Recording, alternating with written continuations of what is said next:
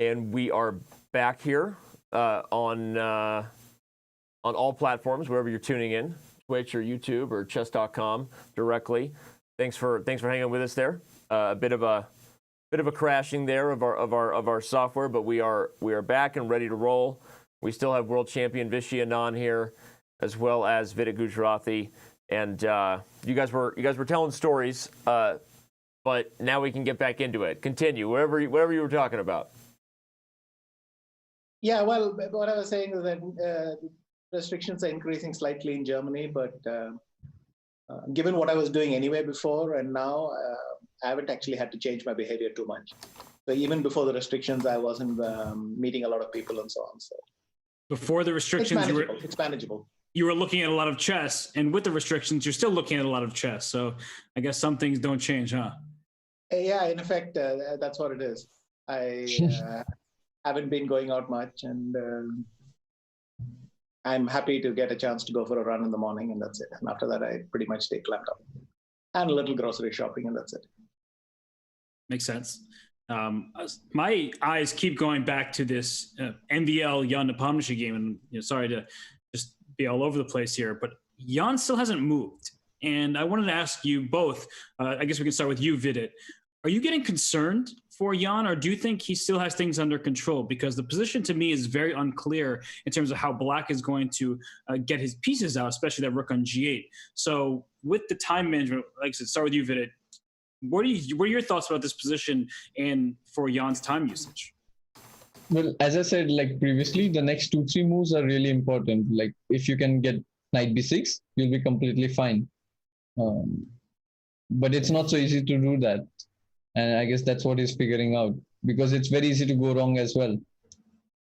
So what's the line you're thinking of then, Vidit? Is Black playing knight b6 right away? No, I meant like the line which you checked, right? Rook b1, queen b1, and you can't go knight b6 because of c4. Right. So I was thinking something like queen a6 instead of knight b6, but then c5 is not protected. So I'm also unsure, but this at least stops castle. So this looks like a good way, but you kind of give up the b file.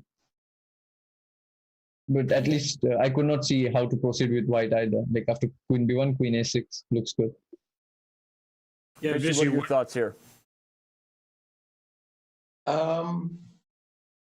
Well, rook takes b1, queen b1, knight b6. Is it so clear if he goes c4 and I go queen takes a3? And rook h3 we're looking at. Yeah, and then I go queen a6, dc5, knight d7, but it looks wobbly, I agree. Somehow I have the feeling he's not really going to charge into this. Or right. dc5 here, maybe I can even go knight takes c4 because I have queen c8. Because the thing is, once I play knight c, rook b3. Yeah, exactly. Rook b3 comes in. But then I could, in theory, sack play knight c6, allow you to. You mean this way? Yeah. Maybe here some g5, g6, king g7 or something spectacular. It looks pretty suspicious, though, right? Yeah. No, yeah, queen takes a7. Yeah. Okay. So we're not thinking this knight b6 line then. We're thinking, well, first of all, Ian doesn't normally take this kind of time. I can start with queen b6, for instance. Rook b1, queen b1, queen b6. Okay. That should be one thing. Then maybe white will just play queen d3 and try to get in. Queen d3 allows queen b3, right? Or there's queen a6 in the game. I'm not sure. Well, can I just castle and even get rid of my a pawn? Like, how worried should I be about whatever you're doing on the queen side? Okay, so castles, if cd4, I go rook b1 and then? Yeah, I like white. Mm-hmm. Well, and I was going to back up for a second, as obviously these variations are being calculated by the players, but just from a practical point of view, Vishy, obviously you played Nepo before. When he goes into this kind of thinking, and this is maybe the longest I guess, think we've seen him take in the entire tournament, right? I mean, we know he's a guy that plays very fast, when he's confident and knows what he's doing. So, is there any kind of practical, psychological stuff that you would talk about here with Nepo actually really slowing down here and not being quite sure what to do? Well, the thing is, you may see a position like a similar position to this, and you'll get a general sense of what you think. You'll like the position or not. But at the board, you're suddenly flipping to a different frame of mind, where you actually have to decide what you're going to play next, as opposed to liking the position in general. Right. And the same is that the computer may not have been very worried, but at this point, suddenly you have to start thinking of specific moves you want to make. So I think it's certainly worth investing some time here, because it's easy to get a decision wrong. But personally, I think black should be doing okay. The big problem for him remains how to get the king and rook sorted. But maybe rook b1, queen b1, queen a6 is a decent way to play, because it doesn't allow white to castle. And that's important, because if white can castle and go g4, that's unpleasant. Maybe white should then continue with g4 and try to go f4 and f5. Okay. Well, I mean... Yeah. Also, there's maybe rook h3, f3 to keep probing on f7, but it's actually very hard to make that work, because you need a queen on g4 before that becomes very effective. So, yeah, and I was also thinking of castling by hand with f3, king f2, but the problem with that is then your rook can never come to f3. So you kind of force white's hand into making a really specific decision there. And if you're going to castle by hand, then you don't get that attack, at least the one that you want. So I think you're right that the queen on a6 is really pesters some, and Vidit was mentioning that move a long time ago, and it's becoming more annoying for me to deal with, because my instinct is like, I like white's position, but the longer this game continues, the light squares feel very soft for white, and black can expose them. Yes. I also think there's quite some value to keeping that king tied down for now. Mm-hmm. But f3, king f2 is, I can't really see that I want to play rook h3, f3. I think much more likely I'd like to make g4 work, and f4 potentially. Well, obviously Jan trying to come up with the critical line, taking his time. And speaking of taking his time, sorry, I clicked on the wrong board, but Anish Giri has been thinking here for quite a minute. After queen to g4, Grishik has not only dealt, it seems, with Giri's novelty with knight e3, but played this h5 and kind of creative queen d4, queen g4 idea. Seems to be doing okay here. Yeah, queen d4 is a great move.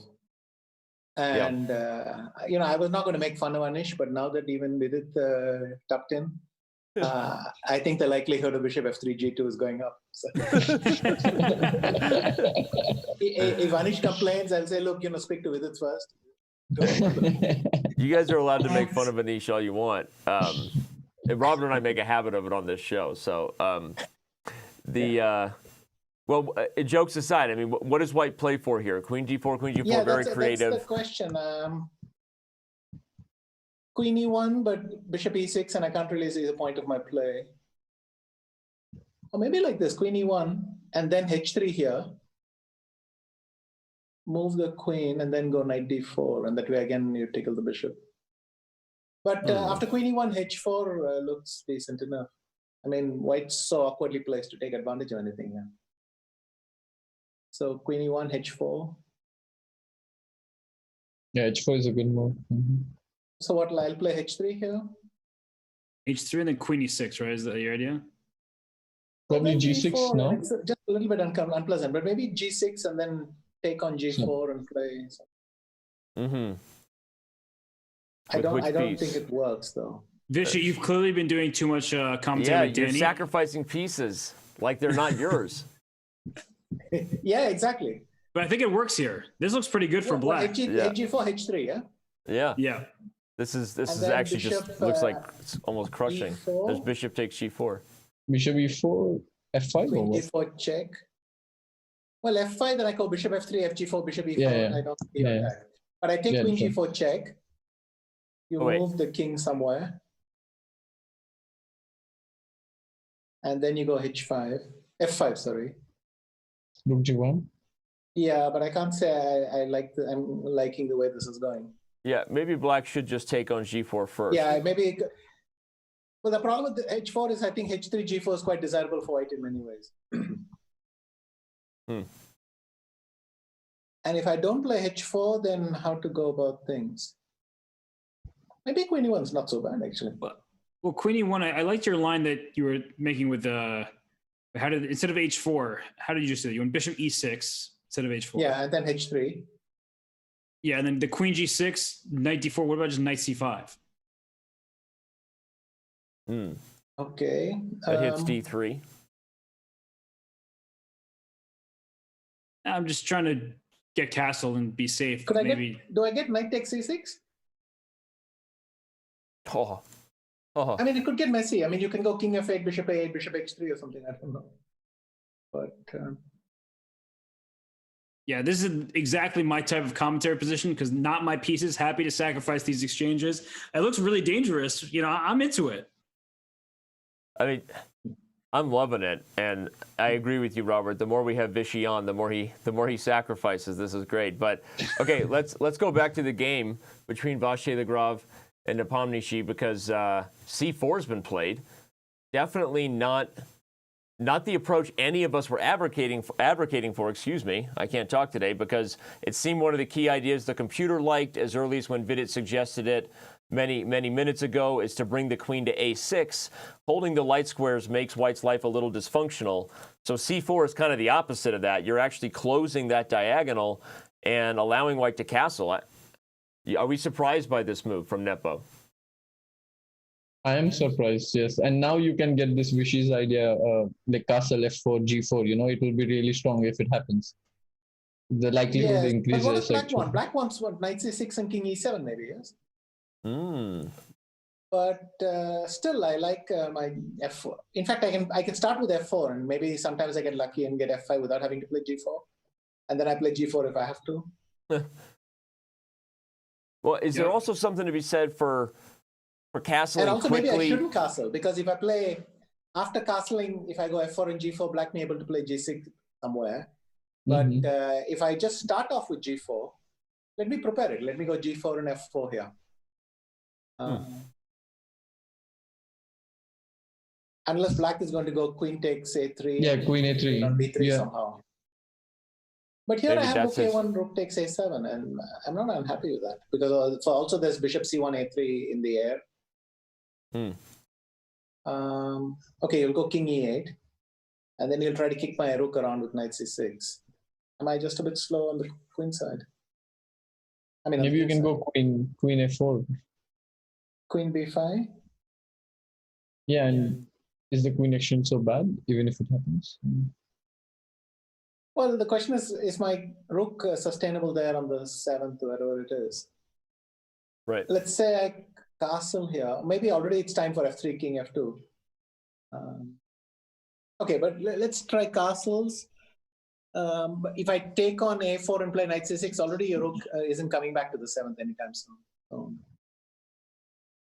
Yeah, and with essentially with no separation between the pawn structure, it feels like white's chances are not quite as good because I think somehow having play on both sides of the board feels necessary, for white's chances here. And I don't know, I just want to castle instead of playing g4 first. I just want to castle. I don't know exactly how black's going to unravel because you said knight c6, king e7, but I sort of want to play like queen c2 and maybe even queen h7 myself at some point, or f4, f5, of course, is still the idea. Well, the thing is here, I might be, that's valid because if knight c6, then I can play f4 and I'm threatening f5 without having to need g4. So maybe castles is just better because if queen takes a3, then we want to have something specific on that side. Yeah, just to unpack that idea for everyone watching, the key point is Vichy is throwing in f4 the moment knight c6 comes in because the knight is relieving its pressure here. You don't want to play f4 too early in a lot of positions where you block your own bishop's gaze because maybe that allows black to kind of untie maybe with the g-pawn. Do we like castles first as like kind of a flexible move here? Sure. And if castles, queen a3, I think rook a1. If queen b3, I'm just going to go queen c1. I mean, I don't think his a-pawn's very relevant, but anything I can do on the king side will be more harmful. On the other hand, let's say I play knight c6 here, you'll still go f4, right? Mm-hmm. Think so. And if f4 and I play f5, I'm just going to break the whole board open, right? You're daring me to, so I'm going to do it. g4 or what? Yeah. G4 97. No, in that position, Danny. Oh, which position? So after in the line we were looking at with castles, queen a3. Yeah, and now knight c6, f4, f5 or something. So f4 here. Yeah, and black plays f5, I think. Ah, okay. Can I even take? Can you take and go f5? Yeah. Yeah, exactly. That king is still very awkward, isn't it? I mean, yeah. I'm getting my knight e4, but my king is still very awkward. Yeah, kind of the first thing I was thinking about, and of course, Vidit and Vishy, you can correct me if I was wrong. I just kept harping on this rook on g8. It's really bothering me that I didn't see a clear way to get that rook over to the queen side. And actually, this knight c6, king e7 idea, I was thinking about that before playing queen a5. And I mean, c4 I just didn't like, and I think none of us liked that move for black as he played it.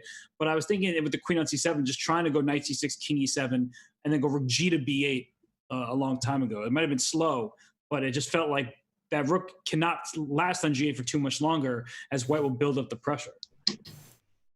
Yeah, also, well, black simply lacking a rook. Yep. Yeah, just down a rook. Chat tuning in saying it looks like America versus India in a match. If this were America versus India, India wins this match every time. So this is not a match that Robert, Hess, and I are willingly taking on. Even with Vidit apparently now coming to us from a dark room. In 1 minute live chess with Maxime.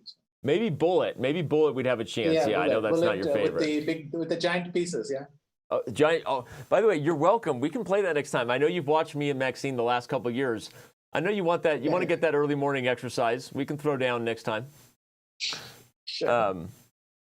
I promise. Or there's something like 4-player chess also, right? Some kind of stuff. Yeah, like we that. do have 4-player chess. Yeah. Anyway, well, let's take our bird's eye view. We'll take a second to step back, remind everybody that all 4 games, of course, are still in progress here in round 7 of the FIDE Candidates Tournament. We have the biggest matchup on the big board there where we've been focused for the most of the time. Maxime Vachier-Lagrave versus Ian Nepomniachtchi. And it's been an interesting one. We've got a Petrov there between Caruana and Wang Hao. Looks like it's moving along. We can stay here and keep an eye on all 4 games and kind of rotate through the big board here. What are our thoughts on these last few moves that have happened? Fabiano played g4, d5, and now this line with g5 is coming. So, what do you think about the way Fabi's playing this position here, Vishy? I don't know. If I wanted to lash out, I could play f5, I guess. Remember, they're not your pieces. You're allowed to lash out. Yeah. f5, gf6, knight f6. Looks kind of decent to me. Who's playing for an advantage here? Because a few moves ago, we all thought white would maybe slightly better, but what do you think now? I mean, even before f5, it feels to me that black can start thinking about being ambitious. Wang Hao did win that nice game in round 1 over Ding Liren with the black pieces and outplayed.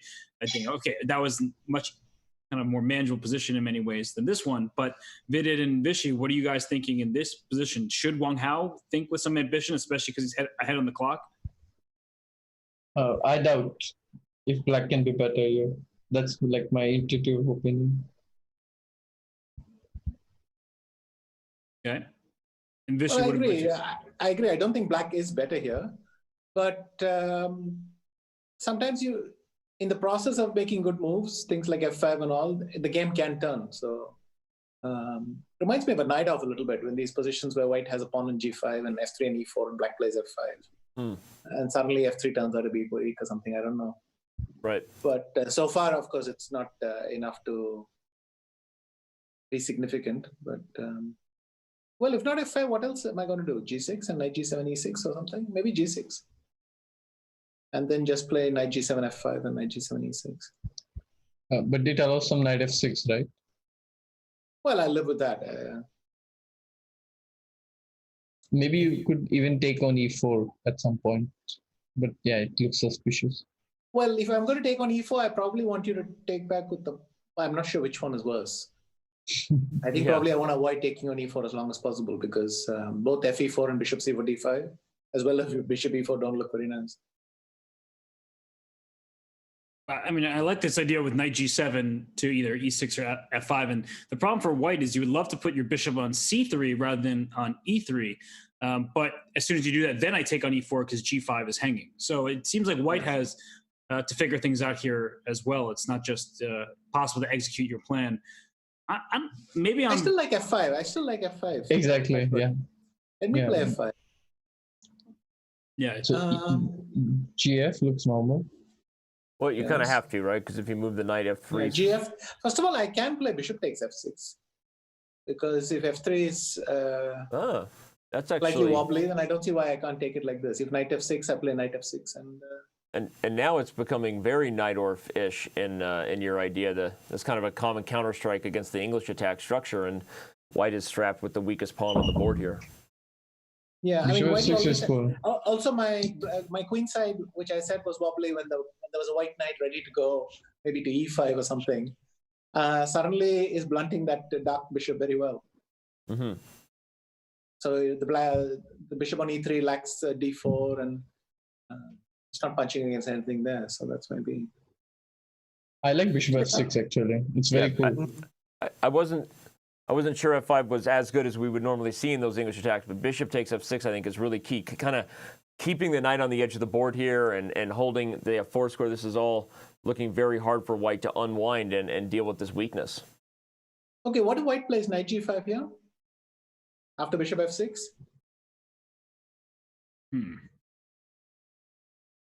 There's no... G6? Just G6?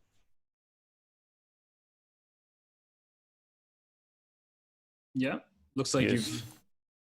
And Stop c4? Say h4 you said? c4. c4, sorry, okay. Bishop f7? But then I take and I go bishop e4 and okay, you'll be solid. Wait, right? is there a reason? Is there a reason you can't take on g5 and take on f3?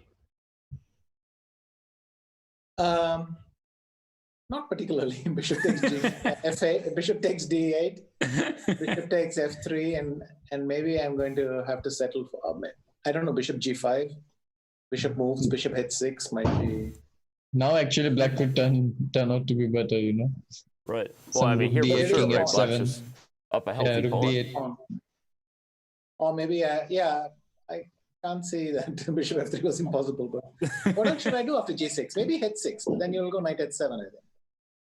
Yeah, I didn't like knight h7. Yeah. But g6 is good, no? g6, I don't know. Can I play f4? I mean, why couldn't you just But take again, here black even? should be equal in these positions. This doesn't work. This bishop c4 check. Okay, yeah, just win. But you want to wait for c4, right? So you have to wait for c4. That's the key. I like black. I'm not saying, of course, that it's better for black. I don't believe it is objectively, but the way this game is going, it feels like Fabiano has never felt comfortable. And both of you two, Vid and Vichy, you've said that. I mean, playing against your own main line is very uncomfortable. And to me, it feels like Fabiano is trying to get a win out of nothing. He's trying to wish for a win, whereas he's compromised his kingside structure. He's created some weaknesses, very long-term weaknesses. And black has this critical moment here to clarify matters with f5 and get a trade, or play g6, knight g7, a slower, methodical rerouting approach. But I don't feel like Fabiano is that comfortable in this game. I don't think he's attained what he wants, but yeah. I'm just curious, by the way, like after f5, gf, what's wrong with knight f6? Bishop f6 is of course. I just noticed bishop f6. That's all. No, bishop f6 is probably a better move, but I could not see immediately. Bishop f6 is more dynamic, I think. Can we go for this idea then? Knight g5 anyway, but yeah, knight g5. h6. Knight g5 maybe? No. Yeah. h6. And then h6. And can I drop my bishop back somewhere, like bishop? Well, in that case, I could even play h g5, bishop f3, and g4. Yeah. But I kind of wanted to don't play see c4 I don't see here, anything but wrong with if you go bishop c1 and I go bishop. which move Danny, is- Danny's What? trying to play c4 after h6, Vichy. that's what I love. I know it probably doesn't work, but I want to get rid of the light squares. I have knight e6. Maybe it actually works, because if takes, you take, and the pawn isn't really capturable. But hang on a second. Can you play bishop b7, knight e6, bishop f3, or is But then just rook d2, right? And knight d8 is going to be unpleasant. Rook d2, knight e4, sorry. No, rook d2. I was thinking rook takes d3, but anyway. Oh, yeah, simple. But you can take on d8, bishop takes d1. Instead of rook d2, you can take on d8. Yep, and then you have knight c6, right? And then, and knight c6 wins the piece, yeah. Old tempo. Right. And how do you evaluate that? I mean, okay, well, only white can be better in those lines, but even there, it felt like black still had chances to maybe hold that position, right? With after c4, this line, bishop b7, exactly the line you were looking at, Danny. But actually, after c4, can I go bishop f7? Probably. And knight But f7, king f7. But now you can go bishop c1, right? Instead of knight c6. I'm kind of hoping that I will. No, there's rook No, d3 here always. g5 and rook d3. Yeah, rook d3 and bishop g6 a common idea here. So bishop. probably just take on f7 and something like even king c2 or bishop f5. Maybe rook g1 is unpleasant though, because if the bishop comes and gives a check on g6, that's not nice. Right. Okay, well, I mean, feeling a little bit desperate, or it seems that Fabiano is, I was implying maybe earlier just the g4 was kind of a sign of how he's feeling about the tournament. I mean, he doesn't want to settle here. Maybe he wants to play for more than just a half point here as white. But we're definitely in agreement that it's double-edged, and maybe I think this bishop takes f6 was clear enough to say that black is in just a totally fine position here. By the way, I see that Anish has. Anish has taken a draw. Disappointed Just us. kidding. No, he has disappointed us by not making a draw. That's By what I not wanted to taking say. a draw, he made a queen trade, and the game Prolonging continues. the draw. It's the delayed draw offer. You know, VD, Anish can watch the retransmissions of the Oh man, the jokes at Anish's expense never get old. I don't know why. They just never get old. All right, but seriously, Grishik did handle Anish's novelty well, and the queen trade means that black is probably totally equal here, more than fine. Not sure where we think this game is going to go, but well, let me ask you, Vidit and Vishy, which side would you take here, white or black? White. Well, I think if it's equal, I could take either color. Well, of this equality, right? Which side would you prefer to play on? I'm half tempted to say white, except bishop g4 is very unpleasant because I'd rather play rook fe1, but now I have to decide if I'm going to go rook d1. Okay, he's gone rook d2, and then black plays rook d8. Or you could even go long castle, but long castle is a bit suspicious, right? A little suspicious. No, why? If I go d4, you'll play what, knight c7? yeah, Or knight b4. I don't know. either way, you come to blockading this isolated pawn, maybe on d5. Well, knight b4, I want to take and go bishop e5 or bishop g5 and claim that I'm doubling your pawns, but I don't see something huge anyway. Okay.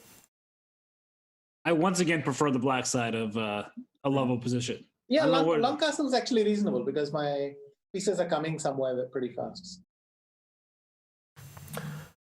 Well, the games continue here, all four of them, and I think that commentary is more than reasonable. We appreciate everyone staying with us, but we're going to take a very, very quick break. When we return, more coverage here of round 7 of the 2020 FIDE Candidates Tournament.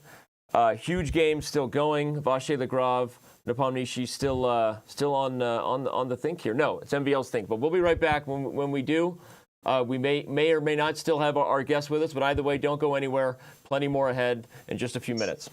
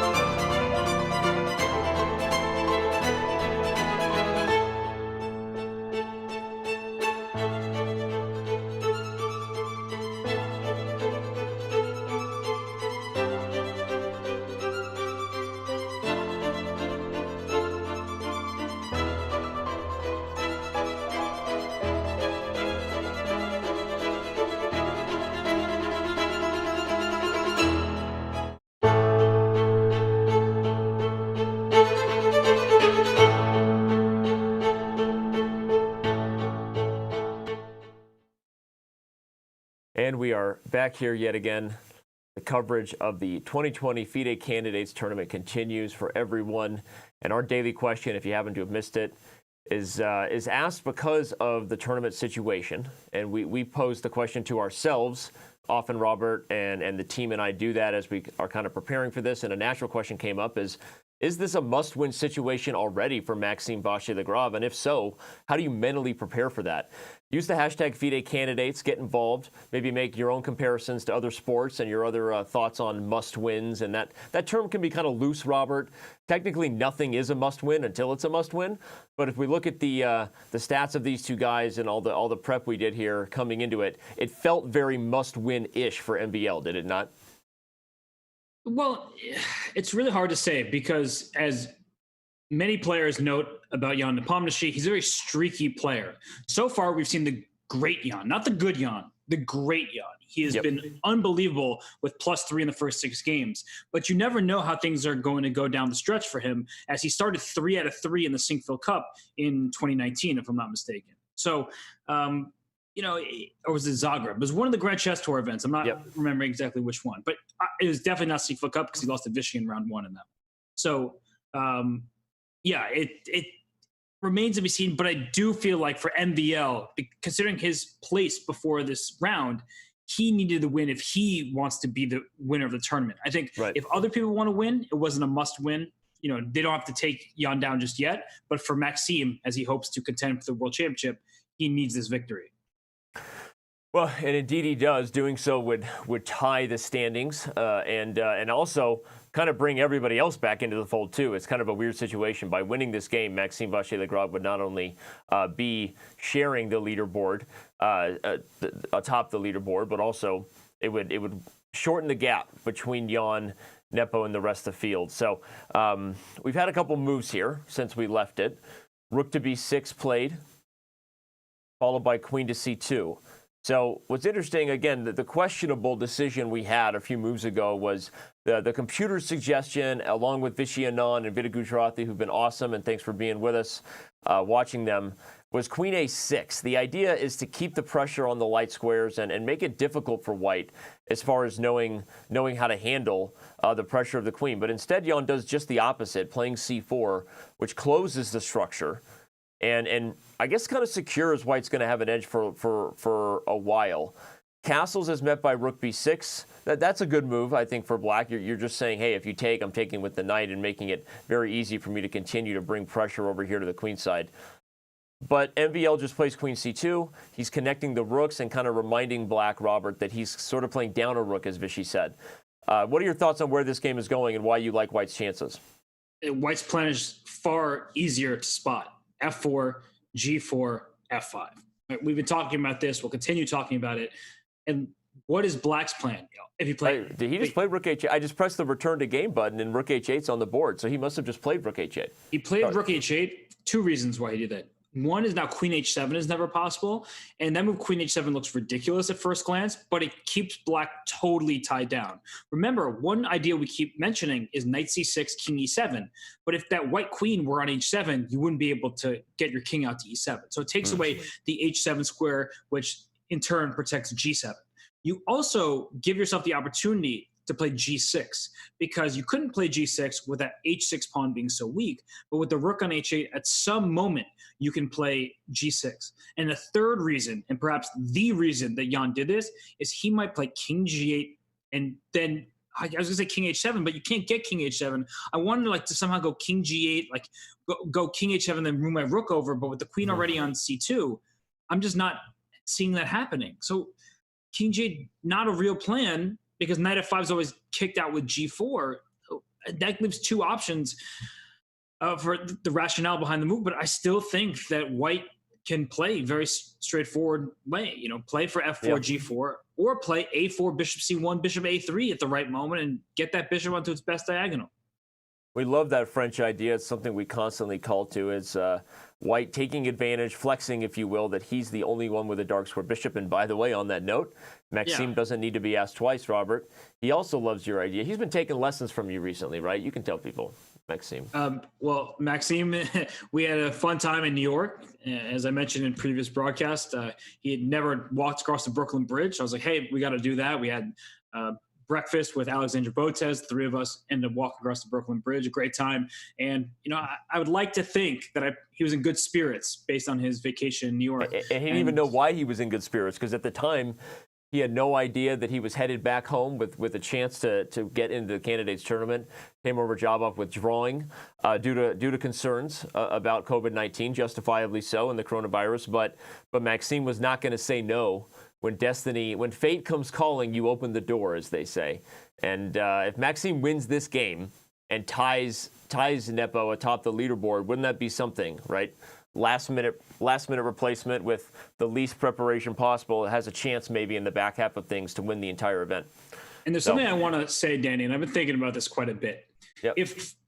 Of course, the underlying story of the entire world, you can't ignore it, is COVID-19. And it's very scary, and everybody should continue practicing safety measures, social distancing, sanitizing, washing your hands frequently, coughing into your elbow. Please follow the scientific advice. But the reason why I bring this up is we know that Radjabov withdrew, and we know the players are playing under very difficult conditions.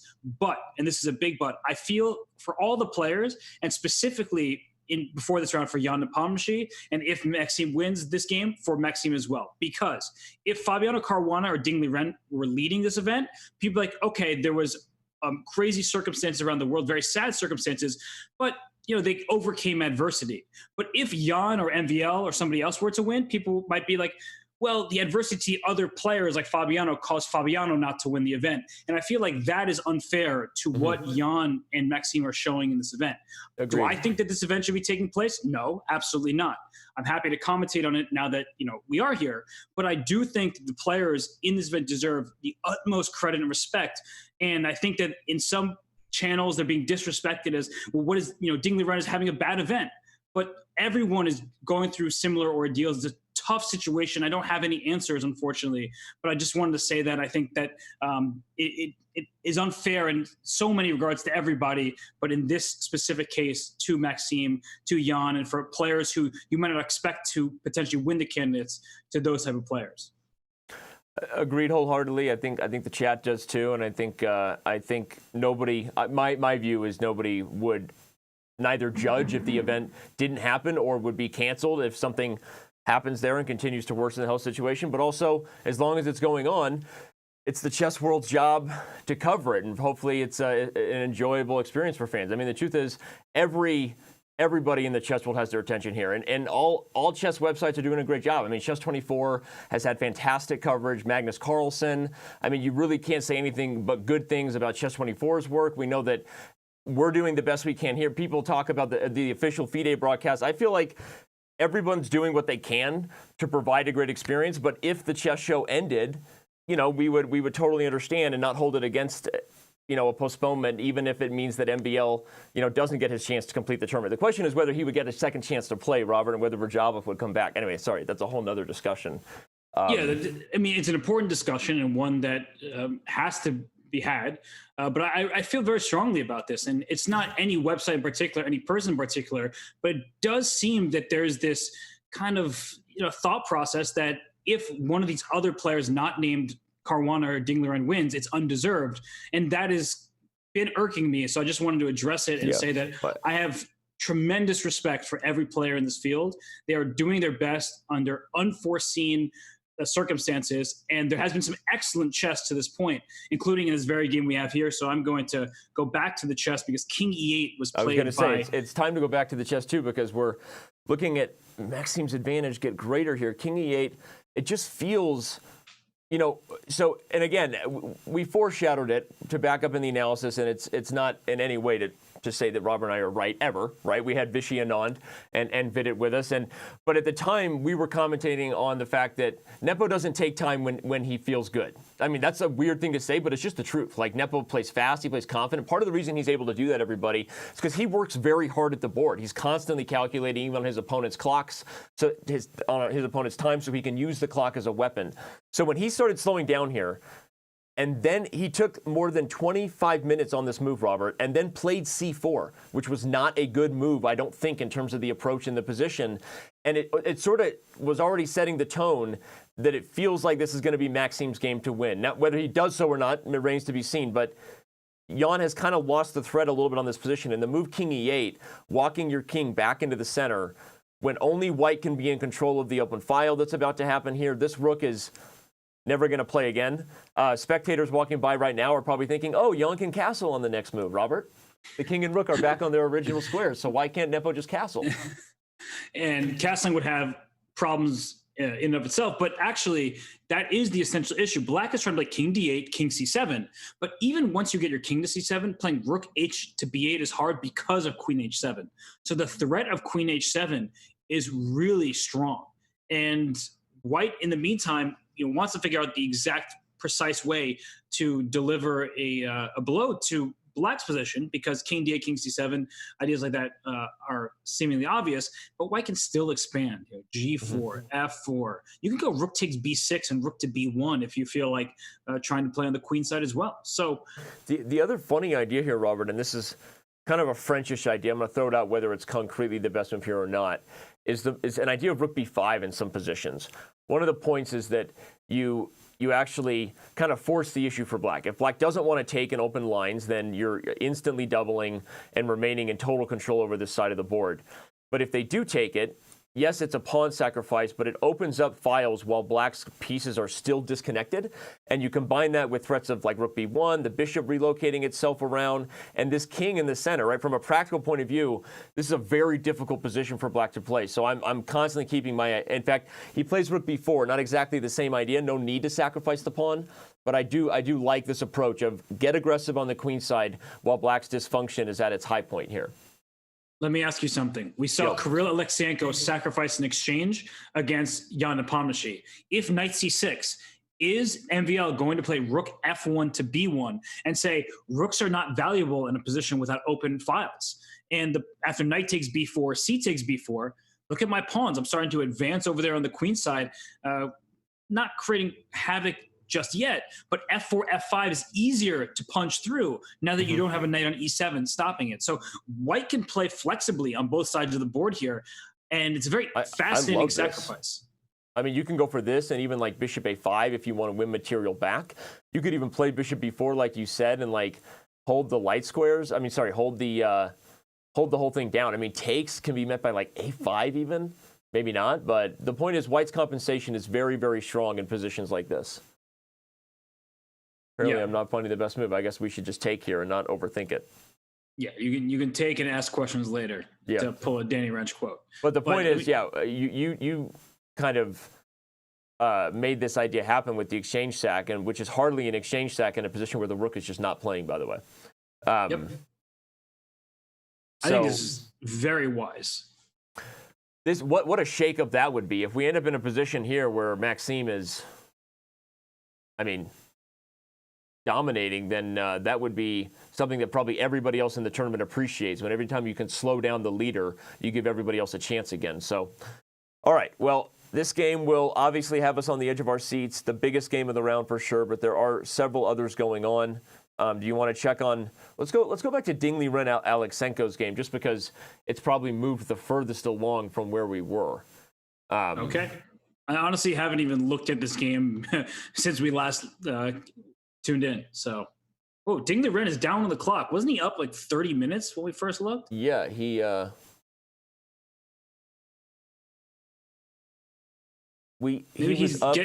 getting back to his winning roots. He beat Fabiano Caruana when he was down all the time in the world. So he needs to have less time on the clock in order to win. So we talked about this position when Vidit and Vichy were still with us, and this idea of looking at a vulnerable knight and a vulnerable pawn. No concrete way to take advantage of it, though, when Black takes back with the knight, safeguards it. One of the reasons we were worried about the queen taking, because of this kind of double threat idea, very tricky to see, but Robert spotted it. And now bishop h3 played, followed by queen a4. I don't know how to evaluate this position. It's very double-edged. Black has the center, and with these pieces kind of gearing up for a knight e4 plan, I feel like the king side pressure could be very real if the bishop gets involved too. But But white can take a pawn if you want it. Yeah, this reminds me of like a kind of Blumenfeld gambit type of structure, right? Because in that opening, white plays d takes e6 and black plays f takes e6 and ends up giving up a queenside pawn for the play. And queen takes a7, I think, would be met by queen c7, which threatens to trap the queen with rook a8. So that forces white back with a move like queen to a4. And then you have the exact ideas you were talking about, Danny, with either d4 and then e5, e4, or knight e4, things of that nature. So look at Ding Liren go. He says, I'm going to play b4, which tries to break open the queen side, give him play on that side of the board. But it feels like white's position just has to be not great here because black has the semi-open f-file, and that's the better semi-open file in this position. Feels a little desperate, I would say. Yep. I kind of like it though, and I hate white's position, but I like b4 of all the moves that could have happened. I don't feel like the idea you highlighted of d4 is just going to be coming here at some point, and if the position closes in this way, or as long as you can get e5 and e4 to follow it up, like you said, I mean, you've got so many pieces ready here. But that's why he played b4, so now I can take on a7. So if you go d4, he will take on a7. Now you can take it. Okay, I see. And b6 is very difficult to defend. Because queen c7, you just take on c5. Uh-huh. And if it takes rook b1, and I don't even have to worry about my queen being trapped, and instead I turn her into an aggressor here. I love it. Okay, so b4, an aggressive try. If d4 I really like that move. Yeah, okay, I'm feeling you. If d4 can't happen, which is kind of what black would want here, whenever you've coordinated all your pieces, you're trying to do something with them on one side of the board. You hate it. You hate the distraction. But maybe black calls the bluff and says, well, a pawn's a pawn. Thank you, Uncle Yasser. Thank you. And happy belated birthday to Yasser Sarawan. It was his birthday yesterday. That's right. I sent him an email. Happy birthday, Yas. Knight He's d4. Turning 60, here. By the way. Yep. Big number. I told him he doesn't look a day over 59. But that's how it goes. I was thinking though, after taking on b4 and going full Yaz, is knight d4 is also going full Yaz because he loves taking advantage of squares. So that d4 square is great for the knight. It hits e6. Now the a7 pawn has to be watched out for. It's really becoming a bit of a mess. And now that I'm looking at it, so I think maybe looks are a bit deceiving. It seemed like black just had this overwhelming initiative happening on the king side in the center, but Ding Liren very wisely strikes back, and it's not so easy to protect this delicate pawn structure. Yeah, I mean, I keep thinking there should be something very concrete here, and I'm looking at the king side. I kind of want to start going for things like this, and just like damn the torpedoes, so to speak. An e6 pawn hanging, f2's hanging. Hard to make sense of a position like this. What? Yeah, super double edged because bishop takes e6 check. You go king h8, and if I go c takes d5, I know my f2 pawn's hanging, but now at least I have this nice looking pawn on d5, cementing a bishop on e6, but the king is super vulnerable. No, that's I think. Yeah, and there's knight c3 ideas. There's takes f2. I mean, I think that it would take a while for both a computer to arrive at a solid evaluation of how unclear this could be, and as well as these players. But I've come around to hearing your point on b4, right? If you're in a position where your opponent's pieces are primed, right, getting ready to strike, and all their coordination is focused on one area of the board, very often you should play a move like b4, and as I like to say, sometimes ask questions later. Play it and then ask questions later. I'm usually losing games a few moves later after that, but But it's the right approach, right? From a practical point of view, you have to create some sort of counterplay before your opponent just takes over one area of the board. By the way, sorry, yep. You called the exchange sack, and we got to go back to that game because it's amazing, right? It's the key game. Should we do it? Yep, let's do it. And I mean, honestly, there wasn't too much for me to call because rook b4 was kind of a weird square, inviting knight c6 with a tempo, right. But now it all makes sense. And he put f4, which is better than my rook to b1 suggestion. And the reason why is the pawn is poison on b4. So after knight takes b4, c takes b4, if you think rook takes b4 will result in some trades, you would do it. But white isn't going to take that rook. You'll play queen c3, adding another attacker on that pinned rook, and white will end up a piece. So Black has no bailout option in that situation. F4, F5 comes through very quickly. And maybe this is a very important lesson. Don't play the French defense against the Frenchman with 3 names. But also a good reminder, if anyone's just tuning in, you're like, but can't Black just castle in a lot of these positions? No, the king and rook have already moved. And that's not calling back to it just as a joke. It's super critical, right? Because it's the reason why this attack is so dangerous. This is not easy to deal with. The rook can't get in the game without the king coming further into the fray.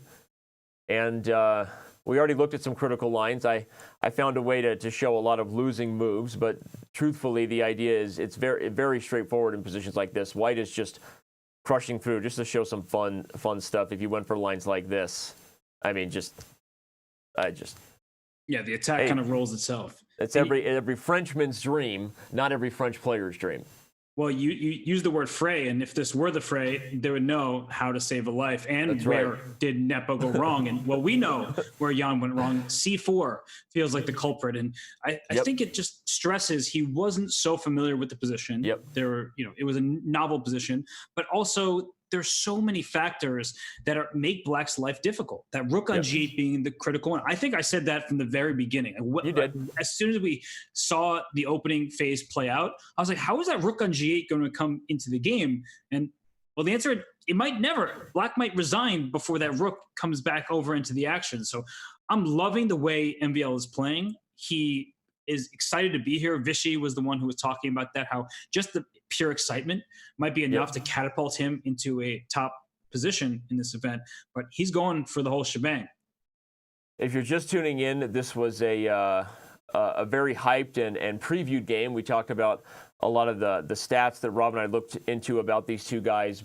Ultimately, I think we were a little surprised by the choice of the French, even though Jan has played it against MVL before, but the winnower especially, the moment it came on the board, I was just touting that, this is as risky a line you can play as Black. So you're really, on the one hand, bringing fighting spirit, which is great as the tournament leader. You still have the guts to go for one of the most double-edged positions in chess. On the other hand, Maxime was ready for it, and he goes into the line, repeats what Alexenko did in a previous game, but now goes full throttle with H5. And this move, Rook B1, was very complimented by Vidit. The point is you want to play these ideas of Queen G4, but you can't when there's tricks here. So giving you this quick recap, Maxime finds first the very nice move order with Rook B1 to avoid that. Then the queen comes out to force the dysfunction. The rook to G8 to guard the pawn, the king to F8, now because you don't want to play bishop D7 and back up and you're strapped with this bad bishop. So you play king F8 so that you can keep this bishop A6 option open, but Maxime blows open the position. And the more this went on, it felt like Queen D1 was also played very fast by Maxime, so he was still in prep. But despite Jan finding the best moves for a while, eventually he kind of succumbed to not being comfortable here and plays this move C4, which we felt really gives White that advantage back. You can see the engine agrees, and it's kind of been all MVL ever since. We're expecting this one to get real spicy real fast. I'm liking it. I just got a sneak preview to your Game of the Day video. LOL. Yeah, I felt like I was a student because I was watching you, and you were going through the motions, mentioning how Vidit. Nobody watches those things anyway. I think you're the guy refreshing 17,000 times, so I do appreciate that. See, and you say I don't support you, huh? People think that I'm not here for you. That takes commitment to keep my self-esteem up. Do you guys have any idea how hard Robert has to work to do that? To keep this guy from jumping off the ledge? Whoa! I mean, we did just reference the fray, so I guess it's only that's appropriate. True. Well, you continue the reference. Don't raise your voice. Present me one last choice. My only choice is to head back over to the Caruana game with Wang Hao, because I was told by someone in chat, shame on me for listening to that maybe Wang Hao blundered. I'm thinking Black's okay here. I'm looking at that F3 pawn. Vichy Anand, who, by the way, commented when he was here about the English attacking bad structure with this pawn on G5, was really insight, by the way. He's one of the world's leading experts. I know, because I'm a super fan, #guilty. And also because my repertoire, as you know, Robert, is basically built on Anand's repertoire, right? I play the same types of approaches against the Sicilians. He's played a lot of these English attacks, so his games are model games. And when he called for this idea that, Did he call for that too? My screen went that is hilarious, clippable moment. The screen just went nuts, guys. But hey, we're back. You see how quickly I can diagnose tech issues these days? I have grown up so fast. So I think we should change your title from IM to IT, Danny Rensch. What I was trying to highlight here when that went crazy is that the pawns being broken is something you have to worry about on the white side of Sicilians. And Vichy called for F5. And I really like that idea because it's pointing out that if this pawn storm, if you will, if the storm stops, then the pawns are weak and extended and separated. And so F5 is a great move to change the structure and go for that. And anyway, so I look at the position and still think that Wang Hao's doing just fine with the F3 pawn. That's all I wanted to say. My God, I need some more coffee here. We still got a lot of people with us. Who knows why? Thanks for being here, tuning into Chess.com's coverage. Robert, take the wheel. Well, as I was suggesting earlier, I like Wang Hao's chances. I'm not saying he's better. I think objectively the position is level, but there are these imbalances in the position. Note the pawns in F3 and H2 weaker than their counterparts on G7 and H7. But also note the knight on G3 is stronger than the knight on F6. The knight on F6 is sort of keeping Black's position together. The knight on G3 is looking to hop right into the F5 square, posing some very legitimate challenges to Black's entire setup. So when I'm looking at this, I think it's very imbalanced despite the material being the same. People are like, well, it's just equal material. No, look at the dynamics here. The queen side, we keep talking about the light squares on that side of the board. I'm still concerned about that in the long run. If white is able to go king to C3 at some moment and then potentially work their way up the board, that will be a legitimate issue for Black as well. And the F3 pawn, the H2 pawn, I mentioned at the beginning, we'll come right back to it because now that figure out what white wants in the long run. Hey, what does Black want? Black wants to pile up some pressure on those squares. Bishop takes F3 in the immediate position would not be a good move, I don't think, because knight F5 looks I quite thought nasty. Bishop C4, but knight F5 is even stronger. I'll give you my exchange. Take on D1. I go rook takes E7 check, and your king is about to be in all sorts of trouble. Just be gentle, please. Yeah, this is going to be bad. Okay, so that's not going to happen, which is why Fabi gets away with knight G3. But, So let's say Wang Hao plays the move that you were calling for earlier for different reasons. But if I know I always get a little scared when there's something on E7, and maybe I should be, apparently. But I kind of want to just stop White's plan. Here's what I want to do philosophically if the tactics work out. If I can just stop the counterplay, positionally, Black has the edge with these pawns under fire. So how do we stop the counterplay? What's the best move here for Black? I'm wondering when or if we should throw in a move like C4. And the reason I'm playing C4 is not just because it attacks the bishop in one turn, but it gives my bishop on E7 more room to work with, right? The whole point of knight F5 is, of course, to attack the bishop on E7, but the bishop has no safe squares. Yeah. So by playing C4, the bishop can just get out the way. Move. Bishop, get out the way. Nice. Get out the way, bishop. Well done. Get out the way. By the way, C4 played. What? C4 played here, but look what Jan just did. A very big committal decision by Ian Nepomniachtchi. That's risky chess. But he might also, have had to. I mean, we've already been critical of the position, and Black has been in trouble. I actually like that move. I feel like that's almost a must find. You either can survive the position now or not, because if Maxime isn't ready to take and keep it open, you will get room now finally for your king. You'll finally be able to complete that development. So it's time to find a concrete line if you're MVL. And you're definitely thinking about taking on F6 en passant. Got to be, right? Because if the position closes up, how is White going to win the game? I mean, you could play Bishop C1, Bishop A3. So let's keep these two different ideas in hand, right? One idea is to take en passant, open up the center and the king side. The other is to keep that side of the board closed, play Bishop C1, Bishop A3, and figure out what to do after that. Maybe play Rook B5, continue pressing. But if you take en passant, the clear downside is that Black gains new activity that he didn't previously have. You can take with a knight on F6, which puts pressure on the H5 pawn. Maybe that knight will hop into E4. And you can also take with the pawn on F6, which can give you some Rook G8, knight F5, not just an attacking chance, but sort of a bind in the position.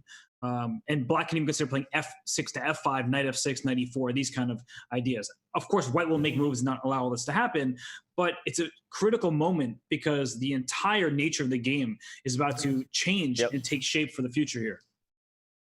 Let's look a little bit at the slow idea, because rook b5 to me right away was also a candidate move. Now the problem, everybody, is there's no bishop c1 or rook b5 and then taking en passant later, right? You can do it now or it goes away. So let's look at something like this. I guess the queen moves. I think we both agree this is probably not as good as taking an opening, but if you look at the position, is there some way that white keeps an edge and this kind of stuff? One idea, Robert, long term of this is if the bishop is putting pressure on the knight, and that knight is such a key defender for f5, you know where I'm going. You're At going to some play point, G4. I'm going to punch this through, yeah. And if g4 comes in and we can undermine this key protector, the king is not totally out of dodge yet. So I was thinking about that idea while you were analyzing e takes f6, and I guess I would still expect this, but I wouldn't be surprised if he says, you know what? I think the position is so bad for black. Yes, you're helping something, but it still takes just enough moves that I'm going to launch this new plan where g4 is on the agenda. I don't know. I mean, white has an edge here, too. I'm going to pull a Vidit and go full nuance on you. I think throwing in rook b5 is actually inaccurate. And the reason why is because when black eventually plays rook h to b8 and tries to take on the b file, So if the bishop's on that. yeah, so like go rook b8 and then let's like a g4, the move that we want to play. The point is Rook the takes- pawn is pinned. That's where you're going. Yep, exactly. Rook takes b5 happens. And if we go for this exact same line, but instead of playing rook b5, leave the queen on a5, so just like go. Yeah. So I was showing the end of the line there is that the pawn is pinned, everybody, and so you can't take here. Although bishop takes e7 is still crazy, but okay. Yes. So that's the idea you want to avoid. You keep the rook on b4 and do the same plan that Robert wants. Bring the bishop here, rook over, and now you can play g4. And actually, this looks fantastic for white. Because when you take on b4, I can take, even with the pawn, honestly, but take with the bishop, and I'm attacking your queen. So I gain a tempo compared to the other line, and I don't have to worry about my bishop on a3 being under attack. So it's a pretty interesting little game of cat and mouse there, and one that white should be happy to leave the rook on b4 for. I mean, as much as the instinct is still to en passant, not just because I don't get to do it very often, and I don't speak French, so it's one of the few things I get to say in French, en passant. But with that said, I mean, it looks like white's best chances might actually be to go back to the idea we've been calling for a long time. The slow jam idea that is common in these winnowers, not as fun as the crazy poison pawn lines you get where white's taking g7, but these ideas, okay, well, he plays rook b5, which is the same.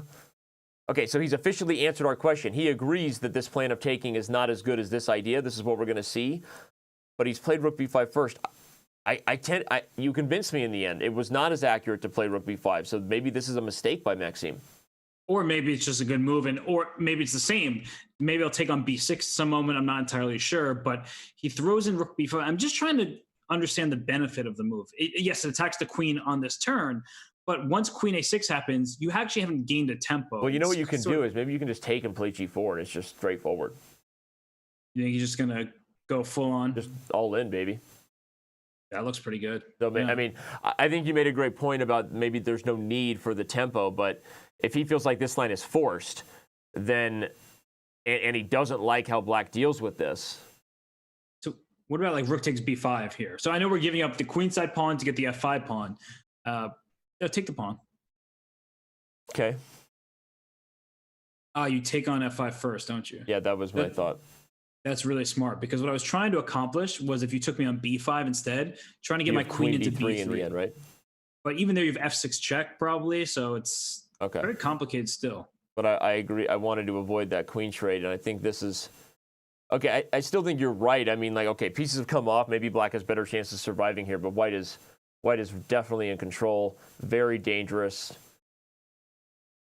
Two sides of the board as means of entry, and this is scary. By the way, queen a6 already met by bishop to c1, so these variations we're looking at will probably not be in vain. Maybe not exactly, but yeah, things are heating up here, and Maxime is bringing the pressure. Wow. Well, Nepo has played the best chess overall, for sure, of anybody so far. That's why he's a full point ahead of the field going into this round. But this would be one of those games that would really come back to haunt you, maybe in terms of not just losing your lead, but I wonder if the decision again to play the French versus some of the other success he's had. But okay, again, it's right now I think it's all just speculation, so I just won't speculate. But anyway, my brain is going there. I feel like we spent too much time prepping, so I'm thinking about what the other options were that he didn't go for. And okay, we'll see where it goes.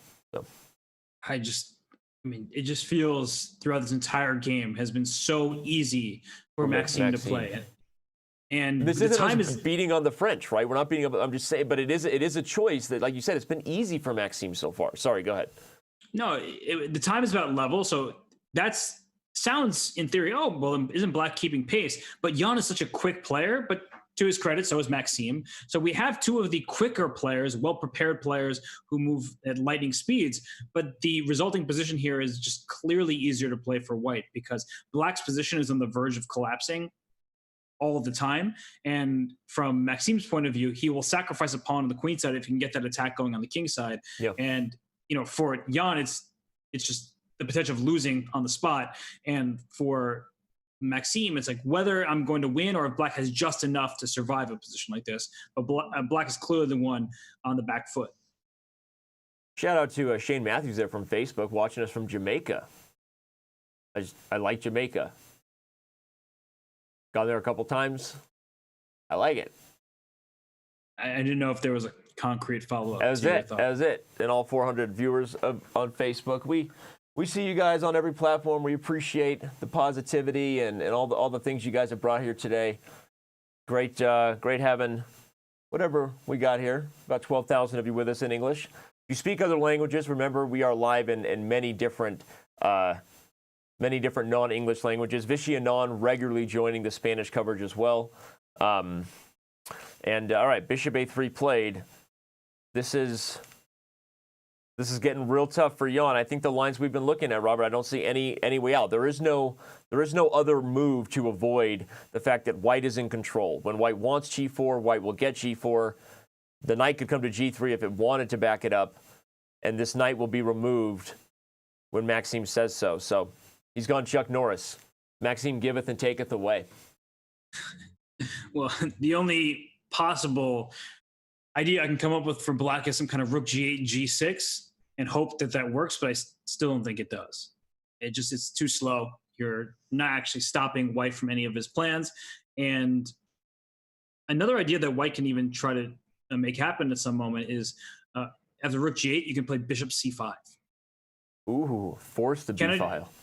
Can I just crush you down? I love this because I just want to highlight the positional point because I love pawn structures. If you open up the D4 square for the knight, I might fall out of my chair. It's going to make me so happy to play White. Shout out to Steph, who's watching the chess show with her boyfriend. Even though it's against your will, we appreciate you supporting a nasty habit. Thanks for tuning in. All right, what do you think? I think this position looks terrible for Black, and he has to go rook H to B8. That's my take, and he's to hope that despite the ugly-looking position with the liquidation comes superior drawing chances than he has now. But I think that Maxime is just going to continue pressing forward as he should. There's no risk in White's position. Let's try to do the thing we do where we predict a really deep line. Julie, do the thing. Robert, do the thing. Do you get that reference? No, I didn't. Robert, do the thing. Let's do that thing where we predict really deep lines. Sorry, that's a reference for those who get it. All right, rook B8. We're going to go bishop takes E7, king takes, and are we playing G4 first and go for the line you like, or we're predicting another G4. move? I like G4. Okay.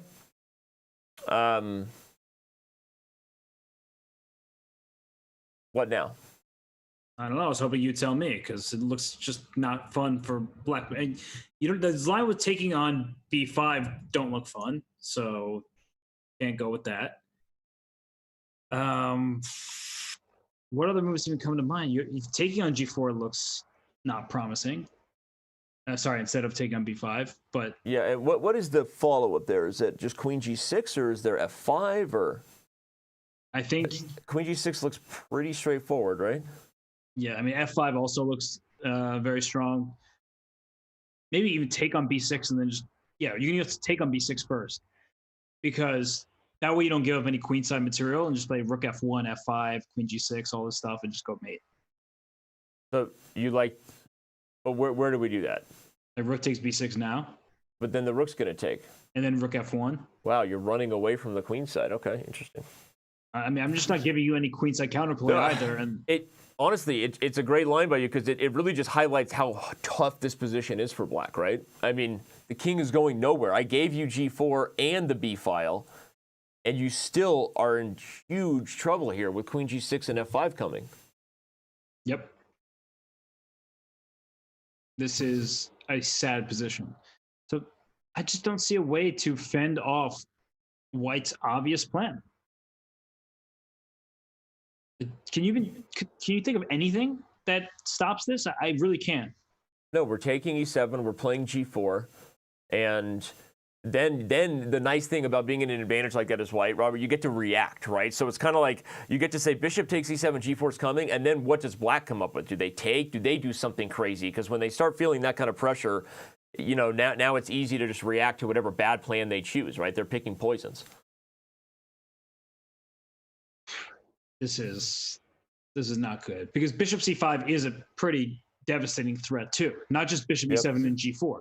So if you have let's to show play again why that is. So let's say you play, I don't know, even like a rook, anything to try to safeguard the king. And when this move comes in, I freaked out about the idea of getting the d4 square for good reason. This would be OMGs or snaps. In fact, if you take, I take here. I mean, if you move the rook on the b file, you lose the rook on the b file. This knight d4. I mean, this kind of position is just falling apart. So we've already predicted, I think rightfully so, rook b8 is pretty much the only move here for Jan because at least then you can meet bishop c5 with taking. That would be bad. But then we're going to see, we think, bishop takes e7 and g4, or, yeah. So now it's just a matter of time when it's actually played because we've been calling for this for a while and Maxime just has to respond. He said, I think you put it well. He just needs to react to whatever Jan does. And Jan is trying so hard, digging deep to find a way to survive. Because if Jan is able to survive this, he goes into the second half of the tournament with a full point lead, for sure. But if he loses this game, now all of a sudden he's tied for first with Maxime and feeling unhappy because let's bring back the standings. Remind everybody, we do have more than almost 14,000 of you again with us, and some of you may be rolling out of bed on the West Coast. It's not quite 7 a.m. Others of you just need a refresher to see that beautiful man with the man bun sitting atop the standings. But as Robert said, he may not be there for very long. MVL wins this game. He will be tied there and probably in first in terms of tie breaks. And yeah, let's head back to our bird's eye view since we're taking a reset here and let you get a high level peek at what's going on every board. The one that is having a little bit more, well, actually, wow. The Ding Liren game is getting crazy because he did indeed go for both A7 and B6. The Fabiano game, Robert, A4, right? The American strikes back to try to undermine this last move, C4. We got a whole lot to talk about. We're going to take a very, very quick break. When we return, more of round 7 here. Chess.com's coverage of the 2020 FIDE candidates continues.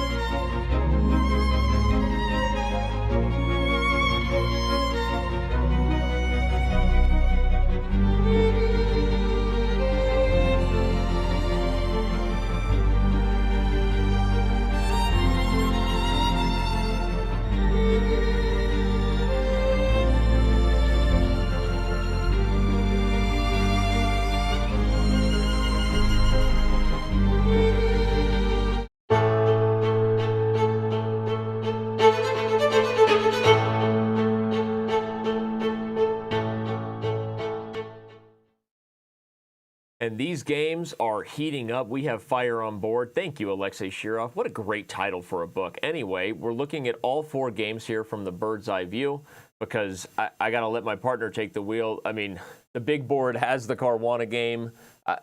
I'm worried. You're worried about Fabi's position there. Vachier-Lagrave has gone for the line we predicted. That might be crazy. Ding Liren went pawn grabbing and may regret it. Robert, take the wheel. We can start with this game that you have on screen here between Ding Liren and Kirill Aleksenko. And Aleksenko, of course, had the heartbreak in round 6 against Anish Giri. He blundered at the end of a tough defense against Anish Giri. He lost that game. He really didn't feel like he deserved to lose it. But right now, with a black piece against Ding Liren, his position looks like it's very good for black. But there's some practical difficulties here. If some trades were to happen, the pawn on e6 is a target. White has these pawn island, a chain from E to the H file, and that is nice and safe here. So I think the critical decision that Aleksenko is thinking about, because he can't capture the pawn A3 with his knight on C3 hanging, is knight takes E2 check or knight to D5. He has both of these as options. Knight takes E2 is a little bit more forcing. You sacrifice your knight to win the knight on F3, but then you lose the pawn on E6, and that feels dangerous. It's the B4 pawn at the end of it is also hanging, and you will be down a pawn. At least that's how you envision the position. And you're like, do I have sufficient compensation? Because it's a bit unclear. You have that great bishop on F3 in that variation, but whether or not that is sufficient for full compensation is another story. And besides knight takes E2, knight D5 is also a possibility. A retreating move, attacking the queen, and then giving black the opportunity to go take that pawn A3 next. I really like that. That was my first instinct when we spied the position during our break there was to save the knight so you could take A3, because worst case scenario, even if it's traded for C4 straight up, A3 solid. But you make a good point that maybe that's actually the wrong way to think about it, because that's kind of the warm and cozy move, right? I'm feeling uncomfortable. Let me come back, defend my pieces. But sometimes that can backfire. If the position's already on full tilt, maybe you got to go all in, right? Because just looking at it, if white goes to almost any square and we do trade, E6 is going to be a problem, and I'm losing all my chances with my knight on D5, losing my craziness. Also, maybe there's a tactic that I didn't see at first. Bishop takes E6 check instead of moving the queen. Oh, I just went queen D4 instead of queen A5, which I think was better, but this is also spicy. The worry of this line is you may see B3 at the end. I don't know. I thought maybe we could keep past pawns going, but perhaps not. Perhaps just C4 is a problem. So, it's a very tactical, sharp position, yep. and both players have to be on high alert. But also, I want to note, Danny, that Ding Liren, he was up 30 minutes, then down like 5 minutes, and now he's up almost 30 minutes again. This has been a volatile game on the clock. If we had the whole timestamps, it would look like this. But you already said, I mean, the man from China needed to find himself. I kind of foreshadowed that if he has any chances to win this event in the back half of things, it may mean a victory is required here as white against the lowest rated player in the field. But Kirill Aleksenko is he's not really any worse in the position right now. And so, as we know, he's the youngest player in the tournament. He is the wild card, given the spot by the organizers there. And we'll see what he can do here. He's obviously on the clock. Only 14 minutes, 13 now to make 14 moves. If you're looking for the experience of following the games yourself and choosing your own adventure, remember you can go to Chess.com's live server or Chess.com/events and pick any game you want. But 14 moves have to be played here by black with only 13 minutes left. I think the position, once he finds a move here, he makes that determination. The resulting position will not be that difficult to find moves in. So he's just choosing this critical moment. Do I play knight takes E2 check and liquidate, simplify the position, or do I play knight D5 and then go B takes A3? I give up my C pawn, but I still have a strong bishop on B7. It's not like white's king is the safest where it is with that bishop on that long diagonal. So I think it's really all about this decision, and Aleksenko is wise to be spending his time right here. Apparently, this whole line with rook takes wouldn't be good in the end if black can play E5 and then E4. But this position is so wild and crazy. Maybe the best move is a move where you're giving up everything to just hold on to the squares and keep the bishop bad. I have no idea. I know that Alexenko is probably going to play a better move than I would. I do know that. I definitely have confidence in him to do that. Don't tell me how you really feel. Okay, you were saying at the break that the game that to you is getting a little more clear as far as who's at least playing for a win, whether it becomes a win, is the one between Fabiano Caruana and Wang Hao, because with Fabi playing this A4 idea, it's a little more desperate to try to simplify the queen side that he played a few moves ago. We'll back up and show it after B5, rather than the ideas that we've seen for a long time, at least Robert has been touting for a while, the long-term chances White has. Those are totally gone because Black has gotten this great queenside expansion. The pieces are active. So Fabi trying to simplify this pressure and maybe hope to hold on. But your thoughts on where this is going? It's not going in the direction that Fabi would like it to go, that's for sure. Because when you see a position like this, it's still all about those kingside pawns. And F3 is weak.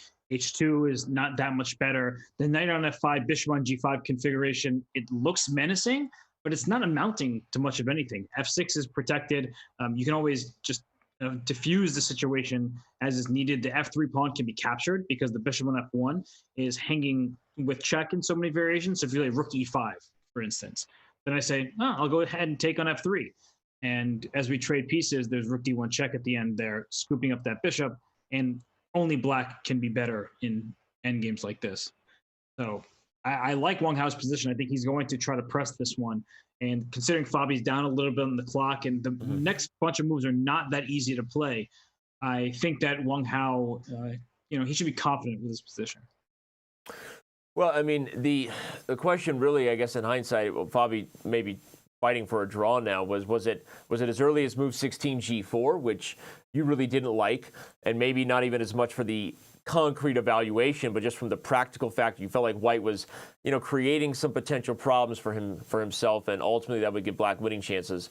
But maybe White was okay, even with this kind of shot of F5 that Vachier-Lagrave found, if he had played a little bit differently here. We had talked about knight to G5 being a move because of this C4 idea and opening the light squares, and Fabi didn't go for that. I actually think that this idea, especially with this C4 move, might have been actually key for White in hindsight to maintain the balance, and perhaps he just wasn't ready for the friskiness that is. And ever since Bishop G5, Black has been bringing pieces out and pushing the lions back, and now the English attack weakness gone wild. I know something about those situations. X-rated edition. I lose a lot of games as White with these kind of positions. I mean, jokes aside, you push for an attack, and then the queens come off the board, and all those pawns you pushed, we got here in a different way. It was a Petrov. The queens were traded on move 14, but Black is holding all the cards here. Yeah, and you mentioned the English attack. That's what they say about the Sicilian. The longer the game goes, the better Black's chances are. Oftentimes, Sicilian Black gets just totally rolled over and crushed because of a swift mating attack.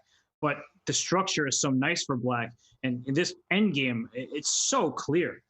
The split kingside pawns are worse than the connected kingside pawns. Black's bishops on C5 and D5, could you ask for better pieces? Not really. And the Black king is a bit more active. The White king is for now stuck on the first rank. I like everything about Black's position here. Agreed.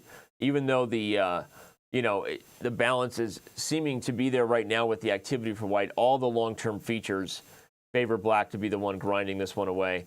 Let's back up and go back to the game of the round, if you will, MVL versus Nepo. We got a question from Chess TV Chat, Waste Time 2007. Wants to know, as we bring up that board, if Nepo can play G6 and Rook G8 at some point. I don't think so. I mean, so it's White to play here. It's probably earlier position. Maybe earlier, okay. Maybe here instead, okay, of this whole trade, there was G6 and Rook G8. Interesting. Well, but before this even. Before you go Rook B8. Here. I guess. It's still just super. I mean, I don't think so. And all these lines, you're taking and taking here. I don't know there was ever a chance. And he only just asked the question, so I don't know if he was asking about earlier positions. I mean, the point is, the idea is interesting. You want to try to defend, but I just don't think there's enough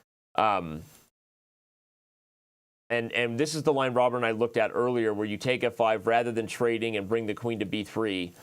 So Maxime kind of maintains control over where the board's going to open up. If you take here, you take back, and you've opened up both ideas of entering this way, as well as kept an idea of f5. If takes, you might even play knight g3 instead of taking with the queen right away. It's possible to take here, and then the queen and knight are getting dirty over here on these squares with the king. So this is just getting so scary for Maxime. You wonder if Nepo has calculated some resource, Robert. We know that how he defends sometimes is kind of how we see like Hikaru Nakamura defend, right? Calculating, and there's some sort of small resourceful trick or nuance in one of these forcing lines. But I just don't see that right now. I don't see how he saves the day here. Well, that knight g3 move you pointed out is extremely important, because after e takes f5 in the live position, if you play queen takes f5, black plays queen e6, and offering the queen trade, in fact, white looks forced to trade queens, otherwise that black queen goes into g4 and wreaks havoc on that side of the board. Queen trades are not good for white when there's an outside pass pawn in that a7 pawn.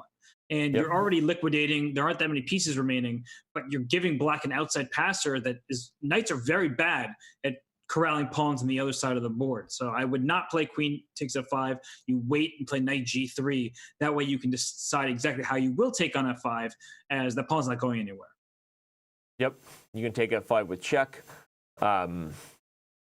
or enter in with the queen first, depending, but something like queen b6 might be possible. But now maybe you take with check, and again, this is just, you're hoping for some sort of way to defend your king and get the queens off the board, to use the idea Robert has talked about already, which of course is the passed a pawn. But short of a blunder by Maxime, it's very clear who's in control.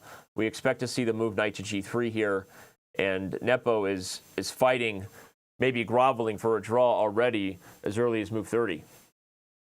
Oh, he's going to have to grovel, and I think you also raised a good analogy in a way to him, comparing him to Hikaru in the way that they defend, because some people are happy. Karyakin is the greatest example of this, getting a worse position, being very passive and just shuffling pieces around, saying, hey, you can't beat me. I'm solid enough. Other players look for aggressive defense, and that sounds weird. Like, isn't that kind of an oxymoron? The best defense is a good offense. You know who loves defense? Daryl Morey. In the chat. Shout out to Daryl. Love you, buddy. Is Daryl in the chat? I wasn't even looking. He was there, here earlier. Got it. Well, what I was going to say was just that you create problems for your opponent, create tactics that they have to be out on alert for, and when they feel tied down in the position, they don't then stop being aggressive themselves. So Jan and Hikaru both excellent in that regard, but in this position, it just feels so much easier to play for white, because where is black's counterattack? Where's that counterpunch coming from? I don't see where. So knight g3 feels like just the move that Maxime needs to play and continue pressing on. Well, we've talked a lot about these two guys. Let's remind everybody, we do have more than 14,000 of you with us, who these guys are. If you haven't been paying too much attention, Maxime Vachier-Lagrave, #1 in France, #1 in your hearts, 29 years of age. And the last-minute replacement here in the candidates may be about to get a victory that ties him atop the leaderboard against his opponent. Ian Nepomniachtchi is also 29 years old. #1 in Russia, maybe now, #2 coming into the tournament. But he has been the star of the show there in Russia, and this might be the first time he's slowed down at all if he ends up losing this one as black. There'll be a lot to talk about, of course, if indeed that does happen. But I want to take a second to step back and bring up our bird's eye view again, because all of the games are going fast right now, and we're going to do our best as they near time control to keep up with them. But remind you again, we saw 5 moves now rattled off quickly in that Caruana game. The series of forced exchanges that you kind of highlighted, Robert, actually happened on the board. But no game has changed more than the Giri-Grisha game. Unfortunately, it might just be headed for peace. But let's take a look at that one. We really haven't given them too much love. So let's dive into Giri and Grishik and at least just show what the forcing approach was that the Dutchman took to rid himself of his isolated pawn. Starting back here, he started advancing the D pawn, and maybe he already just had simplification on the brain here. He just wanted to get everything traded off the board. And he's going to be down a pawn but he's got the C file as counterplay, and I'm he's winning the expecting pawn about an back. equal endgame. Yeah, these endgames are complicated, and I always think of Gata Komsky when I see positions like this, because Gata was superb with his technical play in endgames. I mean, just really phenomenal. And you can think of other players that are more well-known to the broader public, like Karpov and, of course, the world champions. But when I look at this position, look at Rook C8 played. He's saying, go take A7. I need play. I don't want to make a move like Rook A8 passively defending a pawn. No, I am going to defend my position by getting aggressive. Rook C2, Bishop C5, going after the F2 pawn. Hey, I have a passed pawn. You say isolated D pawn. I say pass D pawn. I'm going to start trying to push that one through. D4, D3, Rook C2, Bishop C5. Delroy strikes again. All these moves are quite easy to spot for black. And then for white, you're like, wait, should I go pawn grabbing and take A7 and play in this manner? And I mean, look at the white king. The black king is active. The white king is stuck at home with Bishop C5 coming. Think about King F5, King G4, and going a full Nigel short. About it. I don't want to, because it turns out Daryl was right again. Best defense is a good offense, right? And it is an instructive point, though, regardless. This is something that in a lot of people's games, if you're tuning in, come on, be honest with yourself. A lot of times the reaction is to just defend the material, right? Or even, try to move the pawn to safety. But here, 100% the Dvoretsky active rook school of chess, it's almost always worth more than a pawn if it's close to equality. And here you see that even the engines agree this is the best idea if you give it up. Black has a couple options. I mean, you can go Rook C2 right away with Bishop C5. I think that's probably the best, especially because you also attack B2. But I like what you said. I mean, the D pawn combined with the pressure that black has of these pieces is far outweighing the threats of these two passers here. They're just too slow. It was interesting to me as well, because your initial reaction was that this was liquidating into like an equal endgame. And I just don't like words like equal endgame, because unless it's symmetrical and everything is equal implies draw, which isn't what I meant, right? I mean, here certainly that's not the case. Right, and black is better, and I think that white will actually have a tough task ahead of him. And Anish, you go from trying to surprise your opponent with a novelty on move 10 to getting this position. I mean, this is not what was on the drawing board. And for Grishuk, who's had 6 draws to this point, that you have a draw in your back pocket if you ever want it. But keep on pressing. This is the type of endgame that turns you from a strong player into the potential challenger for the world championship. You need to win games like this. And of course, that will take some mistakes from Anish Giri, but Anish is prone to making mistakes just like every other player in the world. Again, if you're just joining us, the quick TLDR of this game, as Robert said, was a novelty on move 10 from Anish Giri, which was applauded, especially at first by Vida Gujarati, who was with us. It looked really interesting as far as the tricks, but Grishuk takes the time, and this time it was the right thing to do. He comes up with not only one aggressive move, but then after this move D4, he finds the super creative Queen D4 and Queen G4 that Vichy Anand loved as well.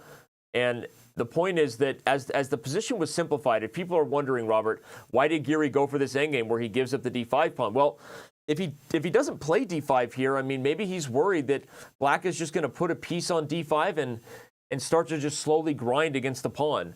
I mean, hindsight being 20/20, if we look at the board here on the analysis screen and then the live position, I think Giri might be regretting this move D5.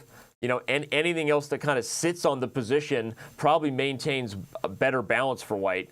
So what was it you think that he panicked about? He took a lot of time on this move, by the way, more than 30 minutes before going for this. From very early when I had Vichy and Vidit talk about this position, I said, which side would you rather play with? And I think it was pretty clear that I would rather play from the black side of this position. I think that's what Anish was feeling. And what Vidit joked about earlier with that repetition when the queen went to G4 with Bishop F3, Bishop G2, honestly, Anish is regretting not doing that right now. And in a tournament like the Candidates, there's so many other elements besides your own game. You have to think about, how does this look? And you're not just sitting there playing a casual chess game online. There's a lot of stake. And maybe in retrospect, it would have been better for him to repeat, because he wasn't comfortable with the position. The isolated pawn in the endgame, especially as you just pointed out correctly, when it's potentially blockaded, it becomes really weak. And with that isolated pawn, white is not very active. Black will just operate around it. And so he gets rid of it. perhaps not realizing to the full extent that this position is quite tough for white. Well, he does go for the simplification. I wonder if bishop h3 was an interesting way to be down the pawn if you had to choose. In hindsight, again, now that we're in the live position, it's easier to understand fully that this sacrifice of the queenside pawns that certainly Geary anticipated when he went for this may be regrettable, right? Because now that we're in the position with Grishik having just played rook c2, the threat of bishop c5, the Russian is in control. And speaking of the Russian, let's remind everybody of Grishik's pedigree, because it's strong. Sasha's strong. He's a multiple-time World Blitz champion. He's played in the candidates more than a few times, 4 in total, which is really saying something. And yeah, I mean, does experience finally pay off for Sasha, right? If he won this game, he would be right there amongst the leaders, especially if Maxime helps him out and slows down his countrymen. So maybe it's time for Grishik to strike. Anish Giri did win a big game yesterday against Alexenko, but right now he's going to be on the opposite side of things. The second youngest player in the event is going to be on the worst side of things here for the rest of this endgame. Who are they playing for? They're playing for a chance to challenge Magnus Carlsen for the world title. So don't forget it. That's why we're here, why this event is happening. That's why you should hit the follow button and subscribe and don't go anywhere else. Because our show is the most fun, right, Robert? If you say so, it must be true. And nobody right? else has Robert Hess on their show. That is a fact. That is just a true statement. Can't argue with that. Well played, sir. There you go. I know Robert hates it when he can't argue with things I say, so touche to me. I don't know where else to go. I keep wanting to go back to the Vachier-Lagrave Nepo game because it's the one with probably the most implications in terms of the standings. But maybe the Caruana Wang Hao game deserves our attention, actually, especially because that forced line that you predicted is now on the board. So let's go there. Okay, let's see. So Rook went and took the pawn on b5. Even material, right? Same material, opposite colored bishops, both sides of a knight, both sides of rook, and 3 pawns. But those pawns are on the opposite sides of the board. White has the extra pawn on the queen side, where his king is. Black has an extra pawn on the king side, where his king is. So just interesting to note that dynamic. Now, in this position, my first gut instinct is to play rook f2 and attack 2 pawns at the same time. And I imagine there must be something wrong with it, because otherwise Wang Hao would play it very quickly. There's always knight d6 check, winning the c4 pawn. That's a bit annoying. This is more challenging than I thought. Yeah. I really thought black would just be better, and clearly so. But it seems like white has these resources very much keeping him alive. Well, and it does give credit to Fabiano for being very accurate in his willingness to go for this risky line. Because we were looking at this position and felt like rook e5 was danger, Will Robinson, right? Danger, Fabiano. It was like, you can't go for this bishop f3 forced line and lose f1 at the end. And I don't think you're wrong to say that it seems like only black can be better, but now in hindsight looking at it, and you're voting for this, which is you traded off your f3 pawn for the b5 pawn, right? You kind of, if you look at it from here, you're like, well, clearly that's not an equal trade, right? White has gotten rid of the much weaker pawn. And I think we got to give Fabi some resourceful credit here, right? Because now this is at least going to be a race. Instead of a grind, Robert, where Wang Hao is playing for 2 results, you highlighted it well. We got 2 versus 1, right? 2 versus 1. It's a pure race here in terms of who's going to be faster. Yeah, and there are some theoretical endgames that deserve discussion just briefly. Rook and bishop versus a lone rook, and both sides obviously having their kings, is a theoretical draw if the pieces are starting in the center.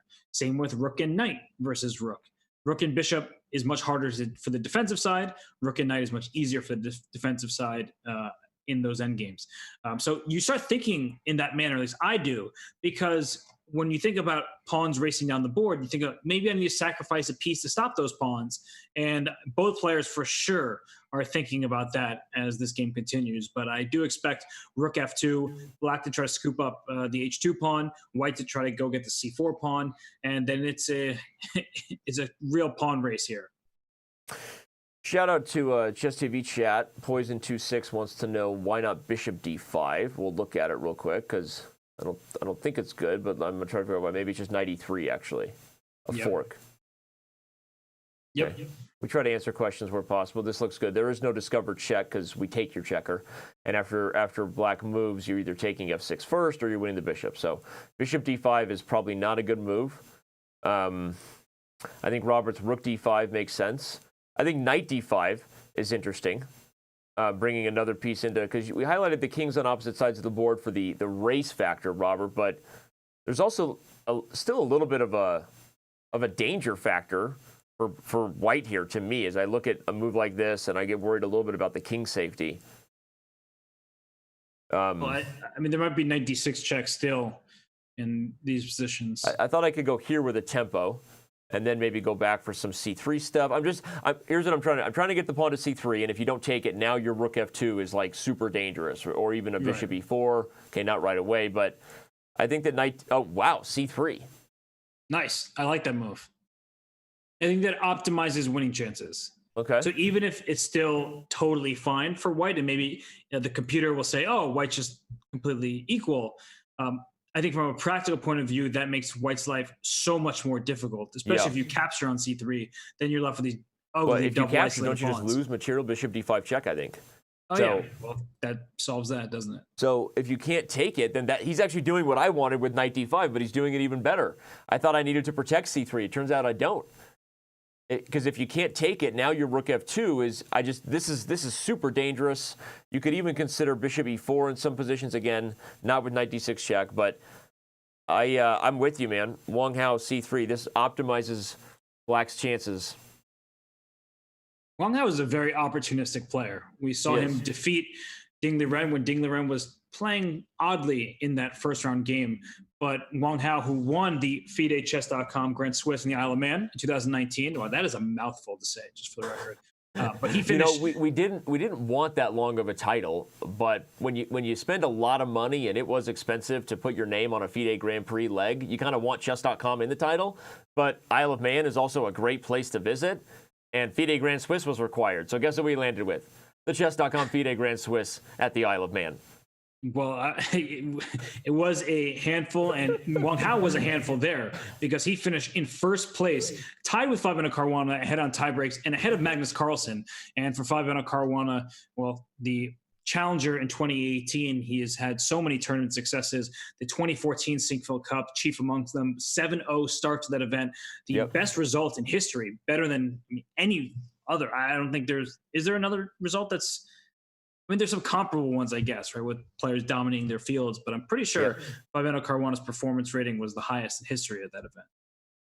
Crazy stuff in that event, and I remember being there live, and it was surreal watching that kind of performance.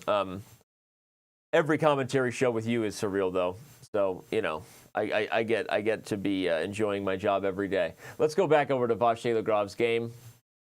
Nepomniachtchi is still under the gun, but he did play queen b6. Okay, just in time. The variation we predicted up to this point was on the board, so we don't need to back up. Queen a1 is a new move and makes sense because you're threatening queen a3 check. We've highlighted that the queen and knight, the best dynamic duo since Batman and Robin, Rensch and Hess. You can't spell chess without Hess. I'm just trying to get, there it is. I've been trying to get you to smile all day. Thank you. I mean, you've been doing a fine job. You're trying too hard. That's the problem. I'll stop. All right, you're right. All right. Queen a3 threatens mate. But the problem for black is dealing with that is not so easy, right? If you go queen b3, is a7? Okay, maybe that's the idea. If you can sacrifice a7, you get perpetual check ideas. Robert, let's analyze that. But I just want to point out there's another issue of e6, right? At any moment, that pawn's not just helping you checkmate. It might become a queen. You have to be careful. Apparently e6 is too fast. I don't really care for a computer, but apparently there was no reason to rush it. So let's think. But I do like your point that at some point Eddie the Eagle is more than a binder, right? He wants to Eddie becomes Elizabeth, queen on e8. What do you do here in a position with the queen on b3? You can't take a7 because of perpetuals. e6 is maybe premature. Well, he played queen e6, Danny. Oh, so we have live action. Maybe there was just a move like going after the pawn or something. Okay, so queen e6 was played. Another creative way to try to get at the king. But I actually think, again, knight e3 is a simple response in a lot of positions. It hits d5. It threatens f5. It guards g4. But the downside is maybe the queen comes to h3 and okay, yeah, okay, so that's not good here. I think he'll play knight g3, and the essential point is he's not unhappy giving up the f4 pawn because knights are amazing defenders, so that should be stated. A knight, let's say a knight on g3, king on g2, the knight just defends all of these important squares around the king and makes a queen's life very difficult. You're going to give me this pawn? I guess you get a7 in the end, huh? I'll gladly take that a7 pawn. Well, and I said e6 pawn, but my pawn is going to get to e6 soon, where it serves as both a potential queen Robert, and slow a down. Enjoy piece. the ride. You got to stop and look around every once in a while. Life moves pretty fast. You might miss it. I just saw Succession, and it's really weird seeing Alan Ruck as like, a 63-year-old man or however old one of the is. greatest characters of all time. Rooney. Anyway, we've got, you make a great point about knight g3 because it wasn't my first instinct. I wanted to stay aggressive, and by the way, is there still queen h3? Let's just look at that real quick. What's the difference now? I guess what you said is the knight is just such a brilliant defender. Wowzers. Yep. This is so key, and I think for viewers watching how to convert a spicy endgame like this, where you're better, you're winning, but your opponent's not going to roll over, right? And you don't want to allow any outside perpetual. Bringing the knight safely back to your king, often the right idea, and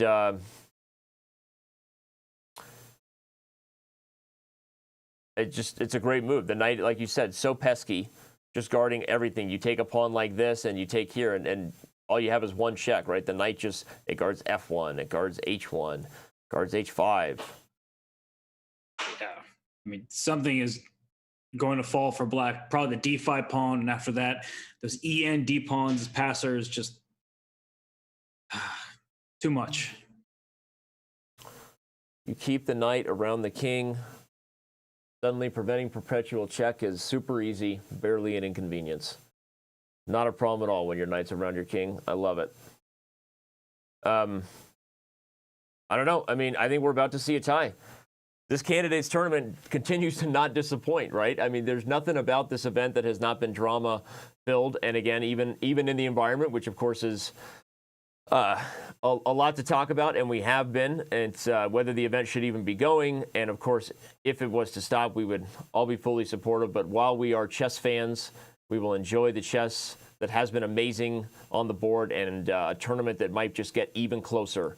What's amazing is if somebody else gets a decisive point, Robert, you could see a very jam-packed leaderboard. You could see two people tied at the top, somebody at 4 points. Maybe Grishik converts on his game as black. No, he By the way, right as I say that. Right as I say that.